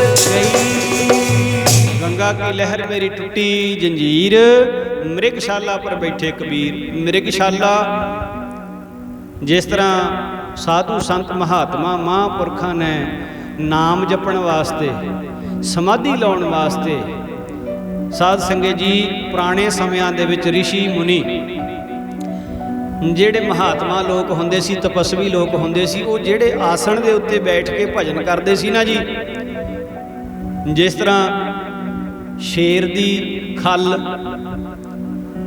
ਤੇ ਸਾਧ ਸੰਗਤ ਜੀ ਇਸ ਤਰ੍ਹਾਂ ਮਿਰਗ ਦੀ ਖੱਲ ਵੀ ਬੜੀ ਪਵਿੱਤਰ ਮੰਨੀ ਗਈ ਹੈ, ਸ਼ੇਰ ਦੀ ਖੱਲ ਵੀ ਬੜੀ ਪਵਿੱਤਰ ਮੰਨੀ ਗਈ ਹੈ। ਮਿਰਗ ਦੀ ਖੱਲ ਦੇ ਉੱਤੇ ਵੀ ਮਹਾਂਪੁਰਖ ਭਜਨੀਕ ਲੋਕ ਚੌਂਕੜਾ ਲਾ ਕੇ ਬੈਠਦੇ ਸੀ। ਹੁਣ ਮਿਰਗ ਦੀ ਜਿਹੜੀ ਖੱਲ ਹੁੰਦੀ ਹੈ ਉਹਨੂੰ ਮਿਰਗਸ਼ਾਲਾ ਕਹਿੰਦੇ ਆ। ਤੇ ਹੁਣ ਪਾਣੀ ਦੀ ਸਤ੍ਹਾ ਦੇ ਉੱਤੇ ਕਬੀਰ ਸਾਹਿਬ ਜੀ ਇਦਾਂ ਚੌਂਕੜਾ ਲਾਈ ਬੈਠੇ ਐ ਜਿਵੇਂ ਮਿਰਗਸ਼ਾਲਾ ਦੇ ਉੱਤੇ ਕੋਈ ਮਹਾਂਪੁਰਖ ਸਮਾਧੀ ਲਾਈ ਬੈਠਾ ਹੋਵੇ। ਕਹਿੰਦੇ ਗੰਗਾ ਦੀ ਲਹਿਰ ਨੇ, ਕਬੀਰ ਸਾਹਿਬ ਜੀ ਕਹਿੰਦੇ ਗੰਗਾ ਕੀ ਲਹਿਰ ਮੇਰੀ ਟੁੱਟੀ ਜੰਜੀਰ, ਮ੍ਰਿਗਸ਼ਾਲਾ ਪਰ ਬੈਠੇ ਕਬੀਰ ਕਹਿ ਕਬੀਰ ਕੋ ਸੰਗ ਨਾ ਸਾਥ, ਜਲ ਥਲ ਰਾਖਣ ਹੈ ਰਘੁਨਾਥ। ਕਹਿੰਦੇ ਹੁਣ ਉੱਥੇ ਲਹਿਰਾਂ ਦੇ ਵਿੱਚ ਕੌਣ ਸਾਥ ਦੇ ਸਕਦਾ ਸੀ, ਕੌਣ ਨੇੜੇ ਹੋ ਕੇ ਮੇਰਾ ਦੁੱਖ ਤੋੜ ਸਕਦਾ ਸੀ, ਕੌਣ ਮੇਰੇ ਸਰੀਰ ਨੂੰ ਬਚਾ ਸਕਦਾ ਸੀ। ਕਹਿੰਦੇ ਬਸ ਇੱਕ ਗੱਲ ਪ੍ਰੇਮੀਓ ਪੱਕੀ ਰੱਖ ਲਿਓ, ਜਲ ਹੋਵੇ ਚਾਹੇ ਥਲ ਹੋਵੇ, ਰਾਖਾ ਇੱਕ ਪਰਮਾਤਮਾ ਹੀ ਹੁੰਦਾ ਹੈ। ਜਲ ਵਿੱਚ ਵੀ ਉਹੀ ਬਚਾਉਂਦਾ ਹੈ, ਥਲ ਵਿੱਚ ਵੀ ਉਹੀ ਬਚਾਉਂਦਾ ਹੈ। ਪਰਮਾਤਮਾ ਤੋਂ ਬਿਨਾਂ ਕੋਈ ਬਚਾ ਨਹੀਂ ਸਕਦਾ। ਪਰਮਾਤਮਾ ਹੀ ਸਭ ਦਾ ਰਖਵਾਲਾ ਹੈ, ਪਰਮਾਤਮਾ ਹੀ ਸਭ ਦੀ ਰੱਖਿਆ ਕਰਨ ਵਾਲਾ ਹੈ। ਤੇ ਇਸ ਕਰਕੇ ਪਰਮਾਤਮਾ ਨੂੰ ਸਦਾ ਹਾਜ਼ਰ ਸਮਝਣਾ, ਪਰਮਾਤਮਾ ਦੇ ਸਦਾ ਹਜ਼ੂਰੀ ਵਿੱਚ ਰਹਿਣਾ। ਇਸ ਪ੍ਰਕਾਰ ਸਾਧ ਸੰਗਤ ਜੀ ਕਬੀਰ ਸਾਹਿਬ ਜੀ ਹੌਲੀ ਹੌਲੀ ਹੌਲੀ ਹੌਲੀ ਕਿਨਾਰੇ ਲੱਗ ਗਏ ਤੇ ਉਤਰ ਕੇ ਸੰਗਤਾਂ ਦੇ ਵਿੱਚ ਹੀ ਤੁਰਦੇ ਹੋਏ ਆਪਣੇ ਨਗਰ ਨੂੰ ਵਾਪਸ ਆ ਗਏ। ਹੁਣ ਕਾਸ਼ੀ ਦੇ ਵਿੱਚ ਰੌਲਾ ਪੈ ਗਿਆ ਵੀ ਕਬੀਰ ਜੀ ਨੂੰ ਤੇ ਪਾਣੀ ਨੇ ਡੋਬਿਆ ਹੀ ਨਹੀਂ। ਸਿਕੰਦਰ ਲੋਧੀ ਦੇ ਕੋਲੇ ਫੇਰ ਸ਼ਿਕਾਇਤ ਆ ਗਈ। ਸਿਕੰਦਰ ਲੋਧੀ ਨੂੰ ਆਖਣਾ ਕੀਤਾ ਵੀ ਉਹ ਕਬੀਰ ਤਾਂ ਬਚ ਗਿਆ। ਸਿਕੰਦਰ ਕਹਿੰਦਾ ਮੈਨੂੰ ਐਂ ਲੱਗਦਾ ਹੈ ਵੀ ਕਬੀਰ ਜਾਦੂਗਰ ਹੈ, ਇਹਨੂੰ ਕੋਈ ਰਿੱਧੀ ਸਿੱਧੀ ਆਉਂਦੀ ਹੈ ਜਿਹਦੇ ਕਰਕੇ ਪਾਣੀ ਵਿੱਚ ਡੁੱਬਿਆ ਨਹੀਂ। ਤੇ ਜੈ ਜੈਕਾਰ ਅੱਗੇ ਨਾਲੋਂ ਵੀ ਜ਼ਿਆਦਾ ਵੱਧ ਗਈ ਹੈ ਇਹਦੀ। ਲਿਆਓ ਉਹਨੂੰ ਦੁਬਾਰਾ ਪੇਸ਼ ਕਰੋ ਮੇਰੇ ਕੋਲ। ਦੁਬਾਰਾ ਸੱਦ ਲਿਆ ਜੀ ਕਬੀਰ ਸਾਹਿਬ ਨੂੰ। ਕਬੀਰ ਸਾਹਿਬ ਫੇਰ ਆਏ। ਕਬੀਰ ਸਾਹਿਬ ਆਏ ਜੀ। ਹੁਣ ਕਬੀਰ ਸਾਹਿਬ ਨੇ ਸਾਧ ਸੰਗਤ ਜੀ ਬਾਦਸ਼ਾਹ ਨੂੰ ਸਲਾਮ ਨਾ ਕਿਹਾ, ਝੁਕੇ ਨਾ। ਝੁਕੇ ਪਹਿਲੀ ਵਾਰੀ ਵੀ ਨਹੀਂ ਸੀ, ਝੁਕੇ ਪਹਿਲੀ ਵਾਰੀ ਵੀ ਨਹੀਂ ਸੀ, ਪਰ ਹੁਣ ਬਾਦਸ਼ਾਹ ਨੇ ਇਸ ਗੱਲ ਨੂੰ ਪਹਿਲਾਂ ਬਹਾਨਾ ਬਣਾਇਆ। ਕਹਿੰਦਾ ਕਬੀਰ ਤੂੰ ਮੇਰੇ ਅੱਗੇ ਸਲਾਮ ਨਹੀਂ ਕੀਤੀ, ਤੂੰ ਮੇਰੇ ਅੱਗੇ ਝੁਕਿਆ ਕਿਉਂ ਨਹੀਂ? ਕਬੀਰ ਸਾਹਿਬ ਜੀ ਕਹਿੰਦੇ ਐ ਰਾਜਨ ਤੂੰ ਤੇ ਇੱਕ ਛੋਟਾ ਜਿਹਾ ਬਾਦਸ਼ਾਹ ਹੈ, ਤੇਰਾ ਰਾਜ ਤਾਂ ਥੋੜਾ ਜਿਹਾ ਹੈ। ਮੈਂ ਸਲਾਮ ਕਰਦਾ ਹਾਂ ਉਸ ਪਰਮਾਤਮਾ ਨੂੰ ਜਿਹੜਾ ਸਾਰੀ ਦੁਨੀਆ ਦਾ ਰਾਜਾ। ਕਰਾਂ ਮੈਂ ਸਲਾਮ ਉਸ ਜਿਹੜਾ ਸਾਰੀ ਦੁਨੀਆ ਦਾ, ਕਰਾਂ ਮੈਂ ਸਲਾਮ ਉਸ ਦੁਨੀਆ ਦਾ ਰਾਜਾ। ਕਰਾਂ ਮੈਂ ਸਲਾਮ ਉਸ ਜਿਹੜਾ ਸਾਰੀ ਦੁਨੀਆ ਦਾ ਰਾਜਾ। ਕਰਾਂ ਮੈਂ ਸਲਾਮ ਜਿਹੜਾ ਸਾਰੀ ਦੁਨੀਆ ਦਾ ਰਾਜਾ। ਕਰਾਂ ਮੈਂ ਸਲਾਮ ਉਸ ਜਿਹੜਾ ਸਾਰੀ ਦੁਨੀਆ ਦਾ ਰਾਜਾ। ਕਰਾਂ ਮੈਂ ਸਲਾਮ ਉਸ। ਐ ਰਾਜਨ ਮੇਰੀ ਤੇ ਸਲਾਮ ਸਦਾ ਹੀ ਉਹਦੇ ਅੱਗੇ ਹੈ ਜਿਹੜਾ ਸਾਰੀ ਦੁਨੀਆ ਦਾ ਰਾਜਾ ਹੈ, ਸਾਰੀ ਦੁਨੀਆ ਦਾ ਰਾਜਾ। ਤੇ ਹੁਣ ਸਿਕੰਦਰ ਲੋਧੀ ਕਹਿੰਦਾ ਕਬੀਰ ਤੂੰ ਮੇਰੀ ਗੱਲ ਮੰਨ ਕਿਉਂ ਨਹੀਂ ਲੈਂਦਾ? ਤੂੰ ਰਾਮ ਰਾਮ ਕਰਨਾ ਛੱਡ ਕਿਉਂ ਨਹੀਂ ਦਿੰਦਾ? ਤੇਰੀ ਜ਼ਿੰਦਗੀ ਬਚ ਜਾਏਗੀ, ਜਾਨ ਬਚ ਜਾਏਗੀ। ਤੈਨੂੰ ਨਹੀਂ ਪਤਾ ਇੱਕ ਰਾਜੇ ਦੀ ਜਿੱਦ ਕੀ ਹੁੰਦੀ ਹੈ, ਇੱਕ ਬਾਦਸ਼ਾਹ ਦਾ ਹੱਠ ਕੀ ਹੁੰਦਾ ਹੈ। ਜੇ ਬਾਦਸ਼ਾਹ ਆਪਣੀ ਆਈ ਤੇ ਆ ਜਾਏ, ਬਾਦਸ਼ਾਹ ਆਪਣੇ ਹੱਥ ਤੇ ਪੱਕਾ ਹੋਵੇ, ਤੇ ਫਿਰ ਬਾਦਸ਼ਾਹ ਕੁਝ ਵੀ ਕਰ ਸਕਦਾ ਹੈ। ਤੈਨੂੰ ਪਤਾ ਇਸ ਗੱਲ ਦਾ? ਤੂੰ ਕਿਹਦੇ ਨਾਲ ਮੱਥਾ ਲਾ ਰਹੀ ਹੈ, ਕਿਹਦੇ ਨਾਲ ਮੱਥਾ ਲਾਉਣ ਦਾ ਯਤਨ ਕਰ ਰਿਹਾ ਹੈ? ਕਬੀਰ ਸਾਹਿਬ ਜੀ ਮਹਾਰਾਜ ਕਹਿੰਦੇ ਰਾਜਨ, ਇੰਨਾ ਮਾਣ ਚੰਗਾ ਨਹੀਂ ਹੁੰਦਾ, ਇੰਨਾ ਮਾਣ ਨਹੀਂ ਚੰਗਾ ਹੁੰਦਾ। ਕਹਿੰਦੇ ਫਿਰ ਛੱਡ ਕਿਉਂ ਨਹੀਂ ਦਿੰਦਾ? ਤੇ ਉਸ ਵੇਲੇ ਫਿਰ ਕਬੀਰ ਸਾਹਿਬ ਜੀ ਕੀ ਕਹਿੰਦੇ ਨੇ? ਕਹਿੰਦੇ ਲਾਗੀ ਪ੍ਰੀਤ ਸੁਜਾਨ ਸਿਉ ਵਰਜੈ ਲੋਕ ਅਜਾਨ। ਐ ਮੂਰਖ ਲੋਕ ਮੈਨੂੰ ਵਰਜਦੇ ਨੇ, ਵਰਜਦੇ ਨੇ ਕੀ? ਵੀ ਛੱਡਦੇ ਰਾਮ ਨੂੰ, ਛੱਡਦੇ ਪ੍ਰਮਾਤਮਾ ਦਾ ਨਾਮ ਜਪਣਾ, ਪਰ ਇਹਨਾਂ ਨੂੰ ਕੀ ਪਤਾ ਜੀ ਤਾਂ ਸਿਉ ਟੂਟੀ ਕਿਉਂ ਬਨੇ, ਤਾਂ ਸਿਉ ਟੂਟੀ ਕਿਉਂ ਬਨੇ, ਤਾਂ ਸਿਉ ਟੂਟੀ ਬਨੇ, ਤਾਂ ਸਿਉ ਟੂਟੀ ਬਨੇ, ਤਾਂ ਸਿਉ ਟੂਟੀ ਕਿਉਂ ਬਨੇ, ਤਾਂ ਸਿਉ ਟੂਟੀ ਕਿਉਂ ਬਨੇ, ਜਾ ਕੇ ਜੀ ਪ੍ਰਾਨ ਤਾਂ ਸਿਉ ਟੂਟੀ, ਤਾਂ ਸਿਉ ਟੂਟੀ ਕਿਉਂ ਬਨੇ, ਜਾ ਕੇ ਜੀ ਪ੍ਰਾਨ ਤਾਂ ਸਿਉ ਟੂਟੀ ਕਿਉਂ ਬਨੇ, ਤਾਂ ਸਿਉ ਟੂਟੀ ਕਿਉਂ ਬਨੇ, ਜਾ ਕੇ ਜੀ ਪ੍ਰਾਨ ਤਾਂ ਸਿਉ ਟੂਟੀ ਕਿਉਂ ਬਨੇ, ਤਾਂ ਸਿਉ ਟੂਟੀ ਕਿਉਂ ਬਨੇ। ਕਹਿੰਦੇ ਜੀ ਲਾਗੀ ਪ੍ਰੀਤ ਸੁਜਾਨ ਸਿਉ ਵਰਜੈ ਲੋਕ ਅਜਾਨ, ਤਾਂ ਸਿਉ ਟੂਟੀ ਕਿਉਂ ਬਨੇ, ਜਾ ਕੇ ਜੀ ਪ੍ਰਾਣ। ਜਿਹਦੀ ਦਿੱਤੀ ਹੋਈ ਜਿੰਦ ਹੈ, ਜਿਹਦੇ ਦਿੱਤੇ ਹੋਏ ਪ੍ਰਾਣ ਨੇ, ਜਿਹਦਾ ਦਿੱਤਾ ਹੋਇਆ ਸਰੀਰ ਹੈ, ਉਹਦੇ ਨਾਲੋਂ ਟੁੱਟ ਕੇ ਜੀਣ ਦਾ ਵੀ ਕੀ ਫਾਇਦਾ? ਸੋ ਇਦੋਂ ਗਾਹਾਂ ਫਿਰ ਸਿਕੰਦਰ ਲੋਧੀ ਕੀ ਸਜ਼ਾ ਦਿੰਦਾ ਹੈ? ਕਬੀਰ ਸਾਹਿਬ ਜੀ ਮਹਾਰਾਜ ਦੇ ਜੀਵਨ ਦੀ ਵਿਚਾਰ ਆਪਾਂ ਹੁਣ ਕੱਲ ਨੂੰ ਇਸੇ ਤਰ੍ਹਾਂ ਇਦੋਂ ਗਾਹਾਂ ਸਰਵਣ ਕਰਨ ਦਾ ਯਤਨ ਕਰਾਂਗੇ। ਹਜ਼ੂਰ ਮਹਾਰਾਜ ਮਿਹਰ ਕਰਨ ਜੀ, ਇਹ ਮਹਾਨ ਸਮਾਂ ਸਤਸੰਗ ਦਾ, ਸਤਿਗੁਰੂ ਆਪਾਂ ਨੂੰ ਸਭਨਾਂ ਨੂੰ ਬਖਸ਼ਿਸ਼ ਕਰਦੇ ਰਹਿਣ ਜੀ। ਹੋਈਆਂ ਬੇਅੰਤ ਭੁੱਲਾਂ ਦੀ ਮੁਆਫੀ ਬਖਸ਼ਣੀ ਜੀ। ਆਪ ਜੀ ਸਾਰੀਆਂ ਸੰਗਤਾਂ ਦਾ ਤਹਿ ਦਿਲ ਤੋਂ ਧੰਨਵਾਦ, ਅਸੀਸਾਂ ਦਿੰਦੇ ਰਹਿਣਾ ਜੀ। ਵਾਹਿਗੁਰੂ ਜੀ ਕਾ ਖਾਲਸਾ, ਵਾਹਿਗੁਰੂ ਜੀ ਕੀ ਫਤਿਹ।